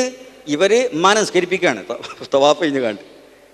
എന്നിട്ട് ജിദ്ദീന്ന് അതിനായിട്ട് വരും ആൾക്കാർ, ബറ്റാലിയൻ വരാണ്ട്, വല്യമ്മ ഹജ്ജിനുണ്ട് പറഞ്ഞു കണ്ട്, അല്ലെ അമ്മായിമ്മ ഹജ്ജിനുണ്ട്. എന്നിട്ട് വന്നിട്ട് ഇതൊക്കെ 8-10 ചങ്ങായിമാരൊക്കെ കൂട്ടി വന്ന് ബലം ഒന്ന് നിസ്കരിപ്പിച്ചാണ്ട് വിട്ടിട്ട് നാട്ടിലേക്ക് ഫോൺ ചെയ്യും, ഞാൻ ഉമ്മാനെ തവാഫ് ചെയ്താണ് നിസ്കരിപ്പിച്ചതാണ് മഖാം ഇബ്രാഹിമിൻ്റെ പിന്നിൽ. നല്ല കൂലിട്ടുന്ന പണിയല്ലേ ആ തവാഫ് ചെയ്യണ പോലെ മുഴുവൻ തട്ടിമറിച്ചിട്ട് കണ്ട്. അപ്പോൾ അതിനൊന്ന് കിടങ്ങേറിൻ്റെ പോകണം. ഓലോട് പറഞ്ഞാൽ മതി, മക്കൾ അവിടെ പോയിക്കാന്ന് ഞാൻ പിന്നെ നിസ്കരിച്ചോളാം എന്ന് പറഞ്ഞാൽ മതി. ഇതൊക്കെ എപ്പോഴും അനുഭവിക്കുന്ന ഞാൻ അതുകൊണ്ടാണ്, വെറുതെ പറയുന്നല്ല. കാരണം ഇത് ഈ ഫോൺ സൗകര്യം ഉള്ളതുകൊണ്ടേ വലിയ സംഗതി ഇപ്പോൾ അതാണ്. ബലാണ്ട് എത്തിയിരുന്നെങ്കിൽ ഞാൻ പോയി കണ്ടിരുന്നു, ഞാൻ അങ്ങനെ ആക്കിയിരുന്നു, ഞാൻ നാട്ടിലേക്ക് വിളിച്ച് പറയാം. അല്ലെങ്കിൽ ഇവിടുന്നാണ് ചോദിക്കും, അല്ല യാതൊരു വിവരമില്ല താത്താണ്ട് പോകുന്നത് ഇത് കണ്ടിട്ടില്ലേ എന്നൊക്കെ ചോദിക്കും. അപ്പോൾ ഇത് പേടിച്ചിട്ടാണ് ബലി ഇതിന് വരണത്, ഈ ബറ്റാലിയനായിട്ട് നാട്ടുകാരെ ബുദ്ധിമുട്ടാക്കാൻ വേണ്ടിയിട്ട്. അപ്പോൾ അവരോട് പറഞ്ഞിരിക്കണം, അങ്ങനെ ബുദ്ധിമുട്ടൊന്നും ആകണ്ട, ആശ്വാസത്തിൽ അവിടുന്ന് കുറച്ച് പുറകുന്ന് നിസ്കരിച്ചാൽ മതി, ഇങ്ങനെ തിരക്ക് കൂട്ടേണ്ട ആവശ്യമില്ല. അല്ലെങ്കിൽ ഹജറുൽ അസ്വദ് മുത്താൻ കൊണ്ടുപോകാം, ബാക്കിയുള്ളവരെ മുഴുവൻ തട്ടിമറിച്ചിട്ട് എല്ലാം കൂടി ഇവർ ശക്തി പ്രകടിപ്പിക്കുകയാണ്. അതിൻ്റെ സ്ഥലമൊന്നും അല്ലാതെ അവിടെ താഴ്മയുടെ വിനയത്തിൻ്റെ സ്ഥലമാണ്. അപ്പോൾ അവിടെ 2 റക്അത്ത് നിസ്കരിച്ചു, അൽഹംദുലില്ലാ, അത് കഴിഞ്ഞു. ഇനി നിങ്ങൾക്ക് ചെയ്യാനുള്ള സഅയാണ്. അതിൻ്റെ ഇടയ്ക്ക് പണ്ടൊക്കെ സംസം കിണർ ഇവിടെ തന്നെ കേട്ടോ, ഈ മൂലക്കിൽ ഈ ഹജറുൽ അസ്വദിൻ്റെ നേരെ ഇതുണ്ടല്ലോ, ഈ മഖാം ഇബ്രാഹിമിൻ്റെയും ഈ ഹജറുൽ അസ്വദിൻ്റെ അടയാളത്തിൻ്റെ ഇടയ്ക്ക് ഇവിടെയാണ് സംസം കിണർ. പക്ഷെ ഇപ്പം അത് കാണൂല. അവിടെ ഇങ്ങനെ മാർബിൾമിൽ ഒരു വൃത്തം വരച്ചിട്ടുണ്ട്, പക്ഷെ അതിൻ്റെ അടിയിലാണ് കിണർ. പണ്ടൊക്കെ നമ്മളത് കണ്ടിരുന്നു. അപ്പോൾ അന്ന് നമ്മൾ ചെയ്തിരുന്നത് എന്താ വെച്ചാൽ, ഈ തവാഫിൻ്റെ ശേഷം 2 റക്അത്ത് സുന്നത്ത് നിസ്കരിച്ചാൽ കുറച്ച് ക്ഷീണിച്ചിട്ടുണ്ടാവും. അപ്പം എന്ത് ചെയ്യും, സംസം കിണർ തൊട്ട് താഴെ അണ്ടർഗ്രൗണ്ട് വഴി ഉണ്ടായിരുന്നു, അന്ന് പോയിട്ട് വെള്ളമൊക്കെ കുടിച്ച് റാഹത്തായിട്ടാണ്. എന്നിട്ട് സംസം കിണറിൻ്റെ അടുത്ത് ദുആക്ക് ഉത്തരം കിട്ടുന്ന സ്ഥലമാണ്. അവിടുന്ന് ദ്വാരന്നിട്ടാണ് നമ്മൾ സഹി ചെയ്തിരുന്നത്. ഇപ്പം നിങ്ങൾക്കത് കാണാൻ കിട്ടൂല. അപ്പോൾ സംസം കുടിക്കൽ നല്ലതാണ്. ആ സമയത്ത് എൻ്റെ അവിടെ ഡ്രമ്മുണ്ടാവും, അതിന് വെള്ളം എടുത്തുകൊണ്ട് കുടിച്ചിട്ട് ഈ വഴി ഉണ്ടല്ലോ, ഇത് നേരെ പോകുന്നതാണ്ട് കയറിപ്പോയാൽ അവിടെ തന്നെയാണ് സഫാ മർവൻ്റെ സഫ. ഇനി അടുത്ത പരിപാടി അതാണ്. സഫാ മർവൻ്റെ ഇടയിൽ സഹി ചെയ്യലാണ്. നേരാണ്ട് പോവുക. അതിലാണ്ട് കയറി ചെന്നാൽ അവിടെ ഒരു ചെറിയ കുന്നാണ്. ഇത് ഈ പള്ളിൻ്റെ കെട്ടിടത്തിൻ്റെ ഉള്ളിൽ തന്നെയാണ്. വേറെ പുറത്ത് പുറത്തു പോകുമൊന്നും വേണ്ട. അതുകൊണ്ട് നിങ്ങൾക്ക് പെട്ടെന്ന് കണ്ടാൽ തിരിച്ചറിയില്ല, അതൊരു കുന്നാണ് തോന്നാൻ പ്രയാസമാണ്. പള്ളിൻ്റെ ഉള്ളിൽ എന്തോ ഉണ്ടാക്കി വെച്ചതാണെന്നാണ് തോന്നുക, പക്ഷെ അല്ല, അത് ഒറിജിനൽ ഒരു കുന്നാണ്. അതിൻ്റെ ചുറ്റുഭാഗത്തും ഇപ്പോൾ കെട്ടിടങ്ങൾ വന്നു, മാർബിൾ കൊണ്ട് വിരിച്ചു എല്ലാം കൂടി ആയപ്പോൾ നിങ്ങൾക്കത് ബുദ്ധിമുട്ടായി തോന്നുന്നുണ്ടാവും, മനസ്സിലാവില്ല. പക്ഷെ എന്നാലും മനസ്സിലാക്കണം, അതാണ് സഫ എന്ന് പറയുന്ന കുന്ന്. ആ സഫയിൽ നിന്ന് മർവയിലേക്കുള്ള നടത്തം, മർവയിൽ നിന്ന് സഫയിലേക്കുള്ള നടത്തം 7 നടത്തങ്ങളുണ്ട്. അതാണ് സഅയ് എന്ന് പറയുന്നത്. ഇന്ന സഫാ വൽ മർവത മിൻ ശആഇരില്ലാഹ് ഫമൻ ഹജ്ജൽ ബൈത അവ തമറ ഫലാ ജുനാഹ അലൈഹി അൻ യതവഫ ബിഹിമാ വമൻ തതവ്വ ഖൈറൻ ഫഇന്നല്ലാഹ ശാകിറുൻ അലീം. അല്ലാഹു പറഞ്ഞതാണ്, ഇന്ന സഫാ വൽ മർവത മിൻ ശആഇരില്ലാഹ്, നിശ്ചയം സഫയും മർവയും അല്ലാഹുവിൻ്റെ ശിആറുകളിൽപ്പെട്ടതാണ്. അതിനെ ആര് ബഹുമാനിച്ചാലും അത് പുണ്യമാണെന്ന് അല്ലാഹു തആല പറഞ്ഞിട്ടുണ്ട്. അതാണ് ആ തഅലീം, ബഹുമാനാണ്, അതിനോടുള്ള ബഹുമാനം. അതാണ് അല്ലാഹു തആല ഫർളാക്കി. സഫയും മർവയും നിങ്ങൾ ബഹുമാനിക്കണം. എന്തുകൊണ്ടെന്നാൽ അത് സയ്യിദത്തുനാ ബീവി ഹാജർ റളിയല്ലാഹു അൻഹയുടെ പാദപതനമേറ്റ പുണ്യസ്ഥലമാണത്. അതിൻ്റെ മുകളിലാണ് ഹാജർ റളിയല്ലാഹു അൻഹയുടെ ഉരുകുന്ന മനസ്സുകൾക്ക് അല്ലാഹു തആല ഉത്തരം കൊടുത്തത്. ആ പർവ്വതത്തിൻ്റെ മുകളിൽ നിന്നാണ്. നിങ്ങൾ ആ വേദനിക്കുന്ന മനസ്സോടെ വേണം നടക്കാൻ. അപ്പം ചിന്തിക്കണം, പടച്ചോനെ, ഒരു കാലഘട്ടം 4000 കൊല്ലങ്ങൾക്ക് മുമ്പ് വരണ്ട ഈ മരുഭൂമിയിൽ ഒരു ഉമ്മയും കുഞ്ഞും മാത്രം, വേറെ ആരുമില്ല. ഭർത്താവായിരുന്ന ഇബ്രാഹിം നബി അലൈഹി സ്വലാം അവരെ ഇവിടെ വിട്ടിട്ട് ഫലസ്തീനിലേക്ക് തിരിച്ചുപോയി. ആ ഏകാന്തതയിൽ കുഞ്ഞിന് വെള്ളമില്ലാതെ ഭക്ഷണമില്ലാതെ വിഷമിക്കുന്ന ഒരു മാതാവിൻ്റെ വാത്സല്യം കൊണ്ട് ആ കുന്നുകൾക്കിടയിൽ അങ്ങോട്ടും ഇങ്ങോട്ടും നെട്ടോടമോടിയ മഹതിയായ സയ്യിദത്തുനാ ബീവി ഹാജർ റളിയല്ലാഹു തആല അൻഹായുടെ ത്യാഗത്തിൻ്റെ ഓർമ്മകൾ നിങ്ങളാ നടക്കുമ്പോൾ ഉണ്ടാകണം. അപ്പോൾ ഇവിടെ നിന്ന് കയറി വരിക, കഅബയിലേക്ക് തിരിഞ്ഞ് കുന്ന് കയറി വന്നാൽ കഅബയിലേക്ക് തിരിഞ്ഞു നിന്നിട്ട് ഒന്ന് ദ്വാരിക്കുക. പിന്നെ ദിക്റുകളുണ്ട്, അതൊക്കെ ഞാൻ പറഞ്ഞില്ല, ആ ബുക്കിലുണ്ട്. തവാഫിലുള്ള ദിക്റും സഅയിലുള്ള ദിക്റൊക്കെ ആ ബുക്കിലുണ്ട്. അതറിയുന്നവർ ചെല്ലാൻ മതി. ഇല്ലെങ്കിൽ നിങ്ങൾക്ക് ഏത് ദിക്റും ചെല്ലാം. തവാഫിലും അങ്ങനെ തന്നെയാണ്, നിങ്ങൾക്ക് അറിയുന്ന എന്തും ചെല്ലാം, ഒരു വിരോധമില്ല. അതിൽ വന്ന ഹദീസിൽ വന്നാണ് ഇപ്പോൾ ഞാൻ നേരത്തെ ചെല്ലിയത്. അത് നിങ്ങൾക്ക് ആ പുസ്തകത്തിലുണ്ട്, നോക്കിയാണ്ട് ചെല്ലാം. ഇനി അതല്ലെങ്കിൽ നിങ്ങൾക്ക് അറിയാവുന്ന ഏത് ദിക്ർ, ഏത് ദുആ, സ്വലാത്ത്, ഖുർആനോദ് എന്തും ചെയ്യാം. അതിനൊന്നും ഒരു വിരോധമില്ല, ഒന്നിലും പ്രത്യേകിച്ച് നിങ്ങൾക്ക് കുറ്റമില്ല. പുണ്യമുള്ളത് ഹദീസിൽ വന്ന ദുആ ചെയ്യാൻ കഴിയുന്നവരത് ചെയ്യാം, ഇല്ലാത്തവർ വിഷമിക്കേണ്ട ആവശ്യമൊന്നുമില്ല. സഹീലും അങ്ങനെ തന്നെ. സഹീന് പിന്നെ ഒളു വേണമെന്നൊന്നുമില്ല കേട്ടോ. ഞാൻ ഒളു മുറിഞ്ഞു വിചാരിച്ചാണ്ട് സഹി ചെയ്യാതിരിക്കണ്ട. തവാഫിനാണ് ഷർത്തുള്ളത്. അപ്പം നിങ്ങൾ എന്ത് ചെയ്യുക? സഹി എന്നാൽ നടത്താണ്. അപ്പം നിങ്ങൾ സഫൻ്റെ മുകളിൽ നിന്ന് തുടങ്ങി ലാ ഇലാഹ ഇല്ലല്ലാഹു വഹ്ദഹു ലാ ശരീക ലഹു ലഹുൽ മുൽക്കു വലഹുൽ ഹംദു യുഹ്യി വയുമീതു അലാ കുല്ലി ഷൈഇൻ ഖദീർ ലാ ഇലാഹ ഇല്ലല്ലാഹു വഹദ അൻജസ വഅദ വനസറ അബ്ദ വഹസമൽ അഹ്സാബ വഹദ. ഇതൊക്കെയാണ് ഇതിൽ ചെല്ലാനുള്ളത്. അതും ചൊല്ലിക്കൊണ്ട് ഇങ്ങനെ നടക്കുക തന്നെ. അപ്പോൾ ആ കുന്നിങ്ങനെ ഇറങ്ങി വരിക. കുറച്ചാണ്ട് എത്തുമ്പോൾ അവിടെ ഇതൊരു ഇടനായികൻ്റെ മാതിരി കേട്ടോ ഈ ആ നടക്കണ സ്ഥലം. അപ്പുറത്തും പുറത്തൊക്കെ ചുമരും ബീമും എല്ലാം കൂടെ ആയിട്ട്. അപ്പോൾ കുറച്ചാണ്ട് എത്തുമ്പോൾ ഉണ്ടാവും ഒരു സൈഡിൽ, രണ്ട് സൈഡിൽ ഒരു തൂണ്, ഈ ചുമരിനോട് ചേർന്നിട്ടുള്ള ഈ തൂണ് പച്ച പെയിൻ്റ് അടിച്ചിട്ടുണ്ടാവും. അതിന് മുകളിൽ പച്ച ട്യൂബും ഉണ്ടാവും. അപ്പോൾ അവിടെയൊക്കെ ആളുകൾ ഇങ്ങനെ ഓടുന്നത് കാണും.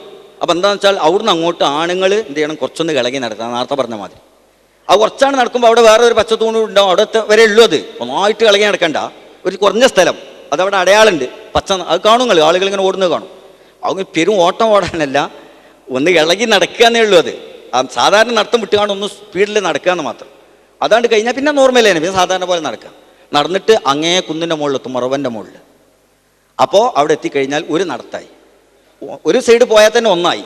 പിന്നെ നിങ്ങൾ അതേമാതിരി മടങ്ങി വരാൻ വേറെ വഴിയാണ്, അവിടെ തന്നെ ഉണ്ട്. അതിൽ കൂടെ ഇങ്ങോട്ട് മടങ്ങി വരാം. അപ്പോൾ ഇവിടെ വന്നാൽ 2 ആയി. ഇങ്ങനെ പിന്നെ ഒന്നുകൂടി പോയി വന്നാൽ 4 ആയി. ഒന്നുകൂടി പോയി വന്നാൽ 6 ആയി. പിന്നെ നിങ്ങൾ അങ്ങോട്ട് നടന്നാൽ മതി, ഇങ്ങോട്ട് മടങ്ങണ്ട. അപ്പം മറവയിൽ അത് അവസാനിക്കും. അപ്പോൾ 7 ആയി. 7 ആയി. അതിൻ്റെ മുകളിൽ വെച്ച് കാണുമെങ്കിൽ നല്ലൊരു ദ്വായ, കാരണം ദ്വാക്ക് ഉത്തരമുള്ള സ്ഥലമാണ് അതൊക്കെ. ദ്വായും കഴിഞ്ഞാൽ മുടി എടുക്കലിന് ഒറ്റ പണിയുള്ളത്. അത് അവിടുന്ന് നിങ്ങൾക്ക് എടുക്കാം, റൂമിൽ വന്നിട്ട് എടുക്കാം. പക്ഷെ ഏതായാലും മുടി എടുത്തെങ്കിലേ നിങ്ങൾ ഇതിൽ നിന്ന് ഒഴിവാകുള്ളൂ. ഇതിൽ നിന്ന് ഒഴിവാകണമെങ്കിൽ മുടി എടുക്കണം. അപ്പോൾ അത് അവിടുന്ന് എടുക്കാം. അവിടെ സൗകര്യങ്ങളുടെ അല്ലെങ്കിൽ പോകുമ്പോൾ ഒരു ചെറിയ കത്തിരി കയ്യിൽ വെച്ചാൽ മതി. ആ കത്തിരി കൊണ്ട് പെണ്ണുങ്ങൾക്ക് 3 മുടി മുറിച്ചാൽ മതി, അറ്റം തല പിടിച്ച് കാണാൻ മുറിച്ചാൽ മതി. ആണുങ്ങൾക്ക് മുടി ഒന്നിച്ച് വടിക്കലാണ് നല്ലത്. ഇനി മുറിക്കുകയാണെങ്കിലും കിട്ടും. ഇനി കഴിയുന്നതും ഇപ്പോൾ ചെന്ന പാടെ തന്നെ ആദ്യത്തെ ഉംറയിൽ തന്നെ മുടിയാണ്ട് വടിക്കുക, നന്നായിട്ടാണ്ട് വടിക്കുക. അപ്പോൾ പിന്നെ ഹജ്ജിന് ചിലരിങ്ങനെ മുടി വടിക്കാൻ വേണ്ടിയിട്ട് കാത്തു, അതെന്നാലും വടിക്കാം. വടിക്കാൻ മുടി വേണമെന്നൊന്നുമില്ല. ഒറ്റ മുടിയില്ലെങ്കിലും ചിലപ്പോൾ തീരെ മുടിയില്ലാത്തവനും വേണ്ട ദീന്ന് ഒഴിവായി കിട്ടണ്ടേ. അപ്പം എന്താ ചെയ്യുക? അതാ മൂർച്ചുള്ള സാധനം, ഒരു ബ്ലേഡോ ഒരു കത്തി എന്തെങ്കിലും തലയിൽ ഇങ്ങനെ വെച്ചാണ് ഇങ്ങനെ വടിച്ചാൽ മതി. മുടി ഉണ്ടാകുക എന്നുള്ളതിൻ്റെ ആവശ്യമല്ല, തലയിലൂടെ കത്തി നടക്കണം എന്നേ ഉള്ളൂ. മുടിയുള്ളവർക്ക് മുടി കൊണ്ട് പോരുന്നു മാത്രം. ആ മുടിയുള്ള ആളുകൾ മുടി വടിക്കുക. അതിലൊക്കെ വലിയ സംഭവങ്ങളുണ്ട്. നിങ്ങൾ ആലോചിച്ച് നോക്കുക, അല്ലാഹു തആല എന്തിനാണ് നമ്മളോട് മുടി എടുക്കാൻ പറഞ്ഞത്? മുടി റസൂലുള്ളാഹി പ്രത്യേകം പറഞ്ഞാലുള്ളത്, നിങ്ങൾ മുടി വടിക്കണം. അതേ ഹജ്ജിൽ നിന്നും ഉംറയിൽ നിന്നും തഹല്ലുലാകാൻ, ഒഴിവാകാനുള്ള പണി. എന്നിട്ട് അള്ളാഹു റസൂൽ ദുആർന്നു, അല്ലാഹുമ്മ റഹമിൽ മുഹല്ലിഖീൻ, പടച്ചോനെ നിന്റെ ആവശ്യം അംഗീകരിച്ചുകൊണ്ട്, നിന്റെ ആഗ്രഹം സാക്ഷാത്കരിച്ചുകൊണ്ട് ഹജ്ജോ ഉംറയോ ചെയ്ത് ഈ മുടിയെടുത്ത സത്യവിശ്വാസികളായ മുഅ്മിനീങ്ങൾക്ക് നീ റഹ്മത്ത് ചെയ്യണം തമ്പുരാനെ എന്ന് പറഞ്ഞു. അപ്പോൾ തലയിലെന്തോ അസുഖം മറ്റുണ്ടായിട്ട് മുടിയെടുക്കാൻ പറ്റാതെ വെട്ടിയ കുറച്ച് ആൾക്കാരുണ്ട്. അവർ പറഞ്ഞു, വലിൽ മുഖസ്സിരീന യാ റസൂലല്ലാഹ്, റസൂലെ ഞങ്ങൾ വെട്ടിയാലാണ്, ഞങ്ങൾക്കും ദ്വാരക്കണം. റസൂലെ കേൾക്കാത്ത മാതിരി പിന്നെയും അല്ലാഹുമ്മ റഹമിൽ മുഹല്ലിഖീൻ എന്ന് ദ്വാരം. അപ്പോഴും ബലി പറഞ്ഞു, റസൂലെ ഞങ്ങളും ഉണ്ട് കേട്ടോ വെട്ടിയോല്. റസൂല് പിന്നെയും അല്ലാഹുമ്മ റഹമിൽ മുഹല്ലിഖീൻ എന്ന് പറഞ്ഞു. അപ്പോൾ ഇവർ പറഞ്ഞു, റസൂലെ മുഖസ്സിരീന യാ റസൂലല്ലാഹ്, ഞങ്ങൾക്കും തങ്ങളെ ദുആ വേണം. അപ്പോൾ റസൂല് പറഞ്ഞു, വലിൽ മുഖസ്സിരീൻ, വെട്ടിയോൽക്കുന്നു. എന്താ വെച്ചാൽ ഓല് ഉദറുണ്ടായിട്ട് അങ്ങനെ വെട്ടിയതാണ്, മടിയോണ്ട് ആയതല്ല, കരുതിക്കുട്ടി വെട്ടാന്നതല്ല, വടിക്കാന്നതല്ല അവർ. എന്നിട്ടും അള്ള റസൂൽ ദ്വാരക്ക അത്രയും പിന്തി. അപ്പോൾ ആ വടിക്കുന്നതിൻ്റെ മഹത്വങ്ങൾ മനസ്സിലാക്ക്. എന്താ സംഭവം? ഒരു മനുഷ്യന് മുടി എന്ന് പറഞ്ഞാൽ വളരെ പ്രധാനപ്പെട്ടാണ്. ആണുങ്ങളായാലും പെണ്ണുങ്ങളായാലൊക്കെ അങ്ങനെ തന്നെയുള്ളൂ. ഈ മുടിക്ക് വേണ്ടി എത്ര ലക്ഷം മനുഷ്യന്മാർ ചിലവാക്കണത്.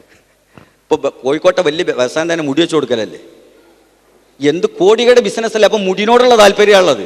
എന്നിട്ട് അതിങ്ങനെ കണ്ണാടിൻ്റെ മുന്നിൽ സ്റ്റൈലാക്കിക്കൊണ്ടിട്ട് ഈ സാധനം പ്രിയപ്പെട്ടതാണ്. നിങ്ങൾക്ക് പ്രിയപ്പെട്ടത് അള്ളാഹിൻ്റെ വജീന് വേണ്ടി വടിച്ചിട്ടാണ് വലിച്ചെറിയാൻ കഴിയുമെന്നാണ് അള്ളാഹ് നോക്കണത്. അത് തന്നെയാണ് അതിൻ്റെ തത്വം. നിങ്ങൾക്ക് ഏറ്റവും ഇഷ്ടപ്പെട്ട സാധനം അള്ളാഹിൻ്റെ പൊരുത്തത്തിന് വേണ്ടി എനിക്ക് വേണ്ട എന്നാണ്ട് വെക്കാൻ നിങ്ങൾക്ക് ധൈര്യം ഉണ്ടോന്ന്, അതാണ് അല്ലാഹു തആല നോക്കണത്. അപ്പോൾ അത് നടക്കണമെങ്കിൽ മുടി വടിക്കുക തന്നെ വേണ്ടേ? വടിച്ചാണ്ട് വലിച്ചെറിയണം. എന്ത് മുടി? അല്ലാഹു തആല കൽപ്പിച്ചു കൊടുത്ത് മുടിക്കാൻ വല്ലാത്ത കാര്യം. മുടി വടിച്ചാൽ ആളുകൾ കണ്ടാൽ മോശമല്ലേ? തല മൊട്ടത്തല കണ്ട ആ ചിന്തയൊന്നും അവിടെ ഇല്ല. മുഅ്മിനീങ്ങൾ അങ്ങനെയാണ്, അവർ മുടി വലിച്ചാണ്ട് വലിച്ചെറിയും. എത്ര വലിയ രാജാക്കന്മാരവിടെ വന്നിട്ട് മുടി വടിക്കണം. എന്നിട്ട് അപ്പോൾ നമ്മളൊക്കെ ആ മുടി വടിക്കാൻ, അത് കഴിഞ്ഞോടുകൂടി നിങ്ങൾ ആ അമൽ തീർന്നു. ഇപ്പോൾ നിങ്ങൾ ഉംറ പൂർത്തിയായി, ഞാനിത് ഇത്രയും വിശദീകരിച്ചത് എന്താണെന്ന് വെച്ചാൽ ഹജ്ജിലും തവാഫും സഅയൊക്കെ ഇങ്ങനെയൊക്കെ തന്നെയാണ്. അപ്പം ഞാൻ പിന്നെ വേറെ വിശദീകരിക്കേണ്ട ആവശ്യമില്ല എന്നുള്ളത് കൊണ്ടാണ്. ഇനി ഹജ്ജിൻ്റെ അമൽ കുറച്ചേ ഉള്ളൂ, അത് എളുപ്പത്തിൽ എനിക്ക് പറഞ്ഞുതരാൻ പറ്റും. നിങ്ങൾ മക്കത്തെത്തി ഒമ്രയും കഴിഞ്ഞ് മുടിയും വടിച്ചോ റാഹത്തല്ലേ, നിങ്ങൾ ഡ്രസ്സൊക്കെ മാറ്റി കുളിച്ച് സാധാരണ പോലെ എണ്ണയൊക്കെ തേച്ച് അത്രയൊക്കെ പുരട്ടി സാധാരണ ഡ്രസ്സും തെച്ചാണ് സുഖമായിക്കോളൂ. ഇനി നിങ്ങൾക്ക് ഹജ്ജിന് കുറച്ച് ദിവസങ്ങളുണ്ട്. ആ ദിവസങ്ങളിൽ നിങ്ങൾ എന്ത് ചെയ്യും?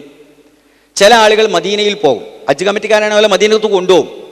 ചില ആളുകൾ പ്രൈവറ്റ് ഗ്രൂപ്പിൽ കൊണ്ടുപോകും. ചിലർ നേരത്തെ മദീനയിൽ പോകും, ചിലർ അവസാനം വെച്ചിട്ട് മദീനയിൽ പോകും.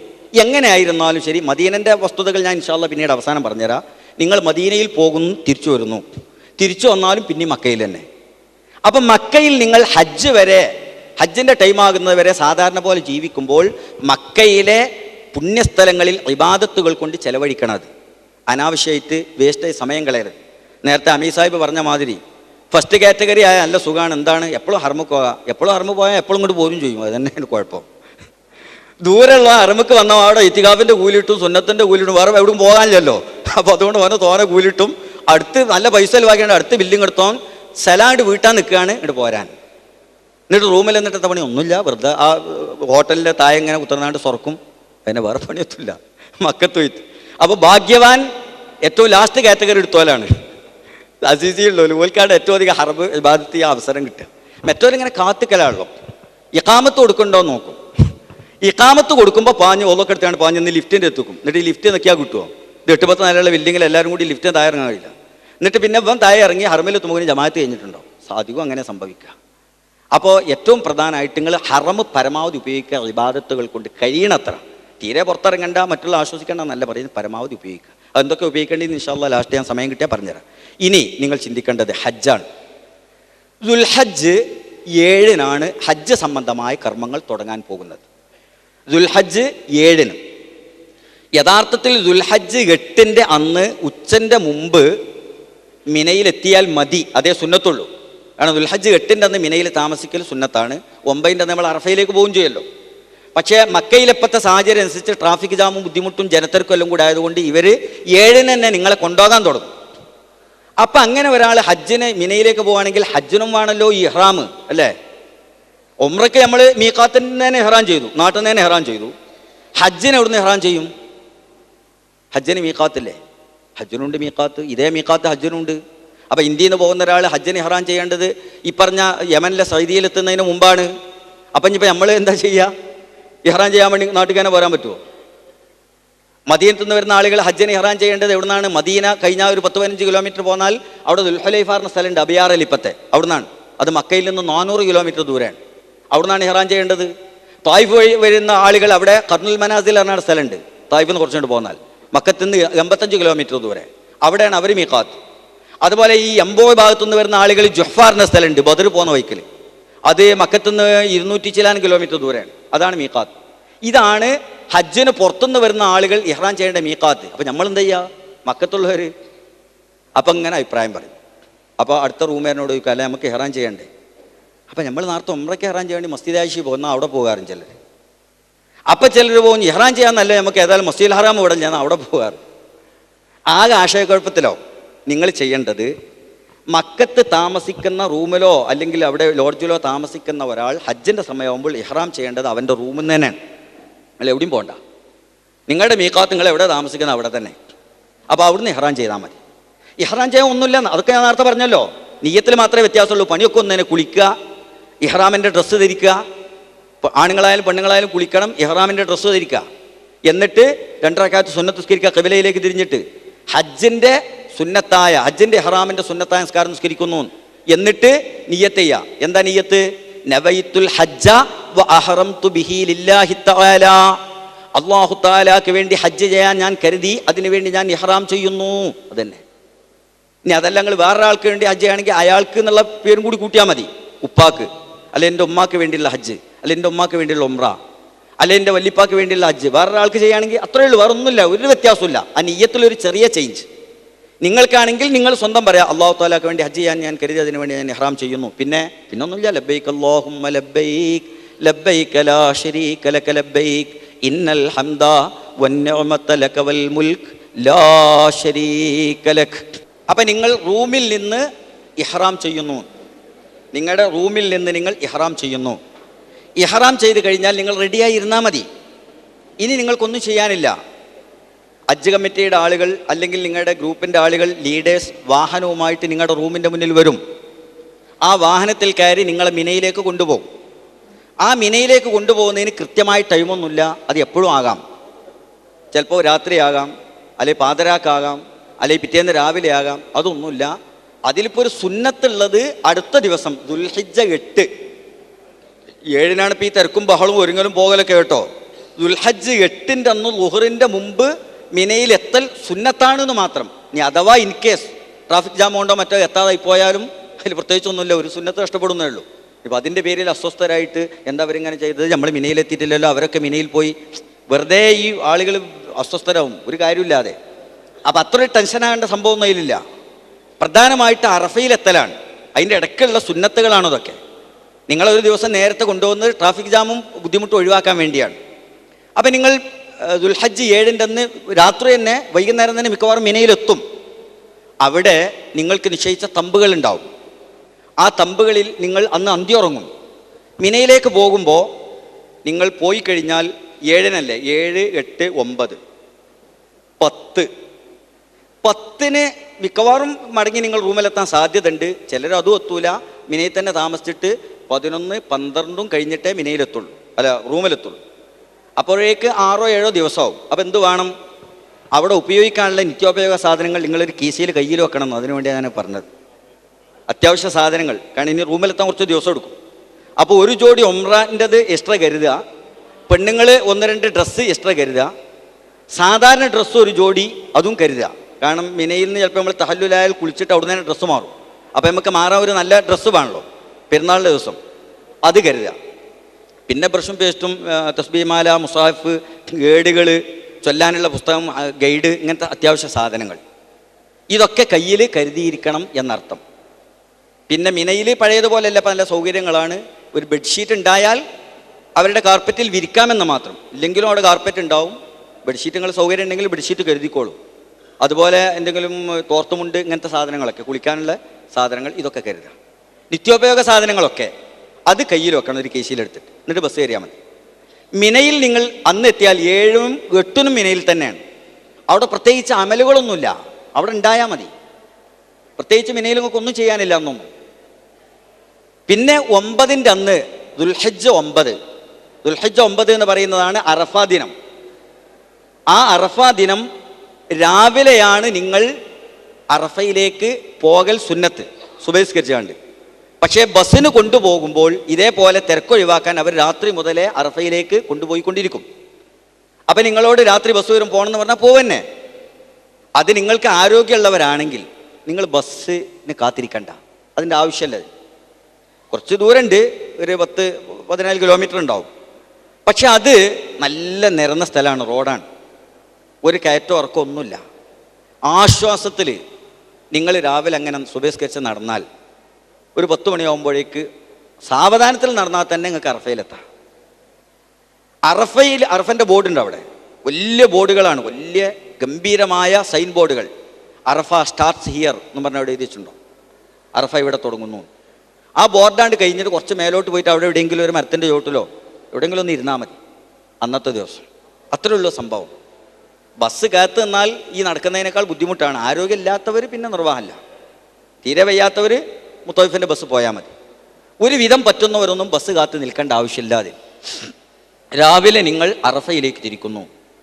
അറഫയിൽ എത്തിയാൽ ളുഹറോടുകൂടി അറഫയിൽ എത്തലാണ് അതിൻ്റെ സുന്നത്ത്. അപ്പം നിങ്ങൾക്ക് ളുഹർ നിസ്കരിച്ച് അറഫീക്കാണ്ട് കിടക്കാം. ഇനി അതല്ല നേരത്തെ അറഫയിൽ കടന്നു വിചാരിച്ച് കുറ്റമൊന്നുമില്ല. ഇനി ളുഹർ കഴിഞ്ഞിട്ട് കടന്നാലും കുറ്റമല്ല. പക്ഷെ എൻ്റെ ശരിയായൊരു സുന്നത്ത് അങ്ങനെയാണെന്ന് മാത്രം, റസൂൽ അങ്ങനെ ചെയ്തത് എന്നുള്ളത് കൊണ്ട്. അപ്പോൾ അതിലൊന്നും നിങ്ങൾ ഒരു ബുദ്ധിമുട്ടാകേണ്ട സംഭവമല്ല. ആശ്വാസത്തിൽ നിങ്ങൾ അറഫയിലെത്തുന്നു. പ്രധാനപ്പെട്ട സംഗതി അൽ ഹജ്ജു അറഫ. മഹാനായ റസൂലുള്ളാഹി സ്വല്ലല്ലാഹു അലൈഹി വസല്ലം തങ്ങൾ പറഞ്ഞു, അൽ ഹജ്ജു അറഫ. ഹജ്ജ് എന്ന് പറഞ്ഞാൽ അറഫയാണ്. അതായത് അറഫയിൽ ആ സമയത്ത് വരാത്ത ഒരാൾക്ക് ഹജ്ജില്ല. ആ ദിവസം ദുൽഹജ്ജ് 9 ഉച്ചൻ്റെ ശേഷമുള്ള ഏതെങ്കിലും ടൈമിൽ, അത് കുറച്ച് വൈകിന്ന് വിചാരിച്ച് കുറ്റമൊന്നുമില്ല, അവിടെ എത്തിയിരിക്കണം ആ ദിവസം, അത്രയേ ഉള്ളൂ. അത് കുറച്ച് സമയം അവിടെ ഉണ്ടായാലും മതി. അതുകൊണ്ട് അന്ന് മക്കയിൽ ഹജ്ജിന് വന്ന ഏതൊരാളും ആശുപത്രികളിൽ ആണെങ്കിൽ പോലും സൗദി ഗവൺമെൻറ് അയാൾക്ക് ബോധമുണ്ടോ എന്ന് നോക്കും. ബോധമുണ്ടോന്ന് എന്നാൽ അയാൾ അറഫയിൽ എത്തിച്ചിട്ടുണ്ടാവും ആംബുലൻസിൽ. കാരണം അയാൾക്ക് ഹജ്ജ് കിട്ടണല്ലോ. ഇത്രയും അയാൾ പിന്നെ പോയിട്ട് വരുന്ന ആൾ അത്ര എളുപ്പമല്ലല്ലോ. അറഫയിൽ എത്തിച്ചിരിക്കും. ബാക്കിയുള്ളതൊക്കെ സാരല്ല. അയാൾ മിനയിൽ പോയിട്ടില്ല, അയാൾക്ക് മിനയിൽ ആപ്പാർക്കാൻ പറ്റിയിട്ടില്ല, അയാൾ കല്ലെറിഞ്ഞിട്ടില്ല, അതൊന്നും വിഷയമല്ല. അതൊക്കെ നമ്മൾക്ക് എന്ത് ചെയ്യുക, ആടിന് അർത്ഥം കൊടുത്തുകൊണ്ട് പരിഹരിക്കാം. അറഫയിൽ നിൽക്കാൻ പറ്റിയിട്ടില്ലെങ്കിൽ അതിന് നിങ്ങൾ എന്ത് അർത്ഥം കൊടുത്താലും പരിഹരിക്കാൻ പറ്റൂല. അത് ഹജ്ജ് ബാത്തിലായി. പിന്നെ അടുത്ത വർഷം ഹജ്ജ് ചെയ്യൽ മാത്രമേ അതിന് പരിഹാരമുള്ളൂ. അപ്പോൾ ഹജ്ജിൻ്റെ കർമ്മങ്ങളിൽ ഏതെങ്കിലും ഒന്ന് നഷ്ടപ്പെട്ടാൽ അതുകൊണ്ട് ഹജ്ജ് നഷ്ടപ്പെടുന്ന സംഗതി ഉണ്ടെങ്കിൽ അതൊന്ന് മാത്രമേ ഉള്ളൂ, അറഫ. വേറെ ഹജ്ജിൻ്റെ ഏത് അമൽ നഷ്ടപ്പെട്ടാലും അതുകൊണ്ട് ഹജ്ജ് നഷ്ടപ്പെടില്ല. അതെന്ത് ചെയ്യാൻ പറ്റും? പരിഹരിക്കാൻ പറ്റും. പിന്നീട് നമുക്ക് എന്ത് ചെയ്യാം? വീണ്ടെടുക്കാൻ പറ്റും. അത് ഒന്നുകിൽ പ്രായശ്ചിത്വം ചെയ്തിട്ട് അല്ലെങ്കിൽ ആ കർമ്മം ആവർത്തിച്ച് ചെയ്തിട്ട്. ഇപ്പം തവാഫ് ഹജ്ജിൻ്റെ ഫർളാണ്. നിങ്ങൾക്ക് ഹജ്ജിനായപ്പോൾ തവാഫ് ചെയ്യാൻ പറ്റില്ല, എന്താ ചെയ്യുക? ഒന്നുമില്ല, ഹജ്ജ് കിട്ടും. പക്ഷേ ആ തവാഫ് ചെയ്യണമെന്നെങ്കിലേ ആവുള്ളൂ എന്ന് മാത്രം. ആ തവാഫ് പിന്നെ നാട്ടിൽ നിന്ന് പോയി ചെയ്താലും മതി. പക്ഷെ അറഫയിൽ കാരണം അത് പിന്നെ പോയി ചെയ്യാൻ പറ്റൂലല്ലോ. അതാണ് അറഫ കിട്ടിയില്ലെങ്കിൽ ഹജ്ജ് ഉണ്ടാവില്ല എന്ന് പറഞ്ഞത്. വേറെ എന്ത് നിങ്ങൾക്ക് കിട്ടിയിട്ടില്ലെങ്കിലും അത് പരിഹരിക്കാനുള്ള ഏതെങ്കിലും ഒരു ചാൻസ് ഉണ്ട്, ഇതിന് ചാൻസ് ഇല്ല. അപ്പം ഹജ്ജിൻ്റെ ഫർളായ കർമ്മങ്ങളിൽ നഷ്ടപ്പെട്ടാൽ ഹജ്ജ് തന്നെ നഷ്ടപ്പെടുന്നതാണ് അറഫയിൽ നിൽക്കൽ. അതേപോലെ ഹജ്ജിൽ എന്ത് നിങ്ങൾ തെറ്റ് ചെയ്താലും കുറ്റം ചെയ്താലും, ഇപ്പോൾ നേരത്തെ പറഞ്ഞ നിങ്ങൾ മുടിയെടുത്തു, അല്ലെങ്കിൽ വേറെന്തെങ്കിലും കുറ്റം ചെയ്തു, അല്ലെ അത്ര വരട്ടി, അതിനൊക്കെ പ്രായശ്ചിത്തങ്ങളുണ്ട് പലതും. അത് പ്രായശ്ചിത്തം ചെയ്ത് കാണ്ട് ആ കുറ്റങ്ങളും ഒഴിവാക്കാം. പക്ഷെ ഒരു സംഗതി മാത്രം പ്രായശ്ചിത്തമല്ല. അതാണ് ഞാൻ നേരത്തെ പറഞ്ഞത്, ഭാര്യമാരേറ്റ് ലൈംഗികബന്ധം പുലർത്തുക. അതുകൊണ്ട് ഹജ്ജ് ബാത്തിലായതിന് അതിന് വേറെ ഹജ്ജ് തന്നെ ചെയ്യണം, വേറെ അതിന് പരിഹാരമില്ല. പ്രായശ്ചിത്തം വേറെ കൊടുക്കുകയും വേണം. ഈ രണ്ട് സംഗതിയാണ് ഗൗരവമുള്ളത്. ഒന്ന്, അറഫയിൽ നിൽക്കാനുള്ള ഒഴിവാക്കാൻ പറ്റൂല. രണ്ടാമത്തെ, ഭാര്യമാരുമായിട്ട് ഒരു കാരണവശാലും ലൈംഗികബന്ധം പുലർത്തുക എന്നുള്ളത് ഹജ്ജിൻ്റെ എല്ലാ അമലും പൂർണ്ണമായി തീർന്നിട്ടല്ലാതെ പറ്റൂല. ബാക്കിയുള്ളതൊക്കെ നമുക്കെന്താണ്, പിന്നെ ഫ്ലെക്സിബിളാണ്. അതിലൊക്കെ എന്തെങ്കിലുമൊക്കെ ഒരു വഴി അതിനുണ്ടാവും. എന്ത് പോരായ്മ പറ്റിയാലോ അത് പരിഹരിക്കാൻ എന്തെങ്കിലുമൊക്കെ ഒരു ചാൻസ് ഒന്നല്ലെങ്കിൽ മറ്റൊന്നായിട്ട് ഉണ്ടാവും. അതെല്ലാം കൂടി വിശദീകരിക്കാൻ പോയിട്ട് ടൈം കിട്ടൂല. നിങ്ങൾ എന്ത് ചെയ്യുക, അറിവുള്ള പണ്ഡിതന്മാരെന്തായാലും നിങ്ങളെ യാത്രയിൽ എവിടെയെങ്കിലുമൊക്കെ ഉണ്ടാവും, അവരുമായിട്ട് ഇത് കൂടി ആലോചിക്കുക. നമ്മൾക്കൊക്കെ നല്ല അനുഭവം ഉണ്ട്. മിനയിൽ ചെന്നാലും അറഫി ചെന്നാലും ആളുകൾ മസാല പൊതിയും. കാരണം ഒക്കെ സംശയമായിരിക്കും, എല്ലാവർക്കും സംശയമായിരിക്കും.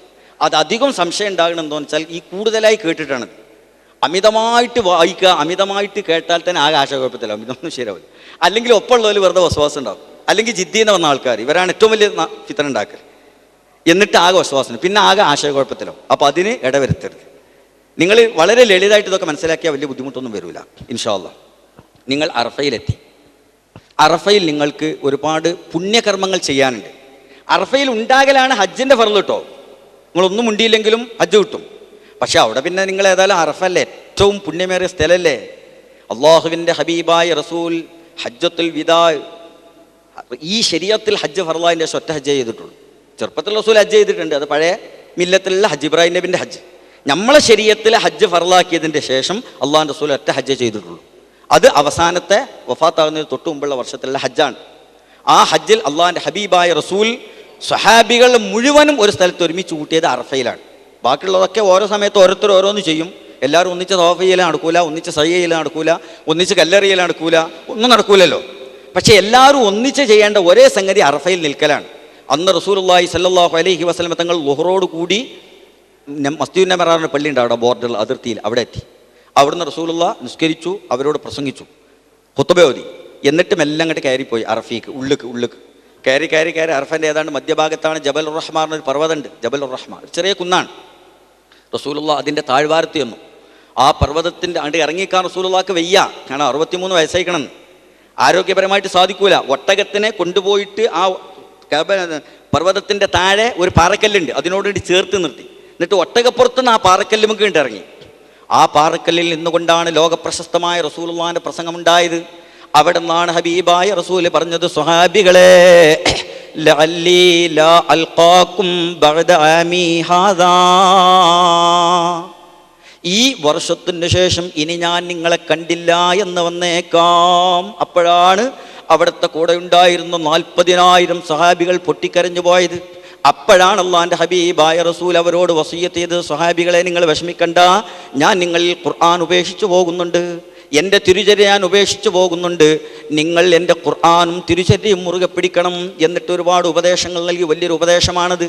അതിലാണ് അല്ലാഹുവിൻ്റെ ഹബീബായ റസൂൽ പറഞ്ഞത്, നിശ്ചയമായിട്ടും നിങ്ങളിൽ അല്ലാഹുവിങ്കൽ ഉത്തമന്മാർ മുത്തഖീങ്ങളാണ്. ലാ ഫളല ലി അറബിയിൻ അലാ അജമിയിൻ ഇല്ലാ ബിത്തഖ്വാ കുല്ലുക്കും മിൻ ആദം വ ആദമു മിൻ തുറാബ്. നിങ്ങൾ ആരും മേന്മ നടിക്കണ്ട. ഞാൻ അറബിയാണ്, മറ്റവൻ അനറബിയാണ്, ഞാൻ ആ തറവാട്ടുകാരനാണ്, ഞാൻ ഈ തറവാട്ടുകാരനാണ്, ഞാൻ വെളുത്തവനാണ്, മറ്റവൻ കറുത്തവനാണ് എന്നൊന്നും പറയണ്ട. ഒരാൾക്കും ഒരു പ്രത്യേകതയുമില്ല. ഇല്ലാ ബിത്തഖ്വാ, അല്ലാഹുവിനോട് തഖ്വയുണ്ടോ ഓന് പ്രത്യേകത ഉണ്ട്, ഓ മഹാനാണ്, ഓ നല്ലവനാണ്. അതല്ലാതെ നിങ്ങൾക്ക് ഒരു പ്രത്യേകതയില്ല. കുല്ലുക്കും മിൻ തുറാബ്, നിങ്ങൾ മുഴുവനും മണ്ണിൽ നിന്ന് പടക്കപ്പെട്ട. കുല്ലുക്കും മിൻ ആദം, നിങ്ങൾ മുഴുവനും ആദമിന്റെ മക്കളാണ്. വ ആദമു മിൻ തുറാബ്, ആദം ഈ മണ്ണിന്ന് പഠിച്ചതാണ്. നമ്മൾ ചവിട്ടി നടക്കുന്ന മണ്ണെന്നാണ് ആദമിനെ പഠിച്ചത്. ആ ആദമിന്റെ മക്കളാണ് നിങ്ങൾ. അപ്പോൾ ആരും വല്ലാതെ മേന്മയൊന്നും നടിക്കണ്ട. ഈ ചവിട്ടി നടക്കുന്ന മണ്ണിൽ നിന്നുള്ളവരാണ് നമ്മൾ എന്ന ബോധം ഉണ്ടാകണമെന്ന് മഹാനായ റസൂലുള്ളാഹി സ്വല്ലല്ലാഹു അലൈഹി വസല്ലം പറഞ്ഞത് ആ അറഫയിൽ വെച്ചിട്ടാണ്. ആ ഗംഭീരമായ പ്രസംഗം നടത്തിയ ജബലുർ റഹ്മ അറഫയിലുണ്ട്. പക്ഷെ അവിടെ എല്ലാവർക്കും എത്താൻ കഴിയില്ല, കാരണം അത് ഒരുപാട് നടക്കേണ്ടി വരും, നിങ്ങൾക്കൊക്കെ ബുദ്ധിമുട്ടാണ്. അത് കാണാൻ വേണ്ടി വാശി പിടിച്ച് പോവുകയും വേണ്ട. അപ്പോൾ ആ അറഫയിൽ നിന്നിട്ട് ദ്വാരിക്കുക. അവിടെ ഒരുപാട് കാര്യങ്ങളുണ്ട്, ആ പുസ്തകത്തിലുണ്ട്, നിങ്ങൾക്ക് തരുന്ന പുസ്തകത്തിലുണ്ട് അവിടെ ചെയ്യേണ്ട പ്രധാനപ്പെട്ട കാര്യങ്ങൾ. പിന്നെ നിങ്ങൾക്ക് ഇഷ്ടമുള്ളതൊക്കെ ചെയ്യാം, പുണ്യകർമ്മങ്ങൾ, ദിക്റുകൾ ധാരാളമായിട്ട് ചെല്ലാം, സ്വലാത്തുകൾ ചെല്ലാം, കരഞ്ഞു ദ്വാരിക്കാം. പ്രത്യേകിച്ച് തമ്പിൻ്റെ ഉള്ളിലിരിക്കണം എന്നില്ല, പുറത്തൊന്ന് ഇറങ്ങിയിട്ട് ആ വൈകുന്നേര സമയത്ത് സൂര്യപ്രകാശം കൊണ്ട് നന്നായിട്ട് അല്ലാഹുവിനോട് കരഞ്ഞ് കരഞ്ഞ് കരഞ്ഞ് കരഞ്ഞ് ദ്വാരിക്കണം. കാരണം അത്രമാത്രം പുണ്യമേറിയ ഒരു മഖാം വേറെ ലോകത്തില്ല. ഈ ദുന്യാവിൽ അര ദിവസം മാത്രമേ ഉപയോഗിക്കുള്ളൂ ആ സ്ഥലം. ഇപ്പം ചെന്ന് നോക്കി നിങ്ങൾ അറഫയിലൊന്നും ഉണ്ടാവില്ല, കാലിയായി കിടക്കുകയാണ്.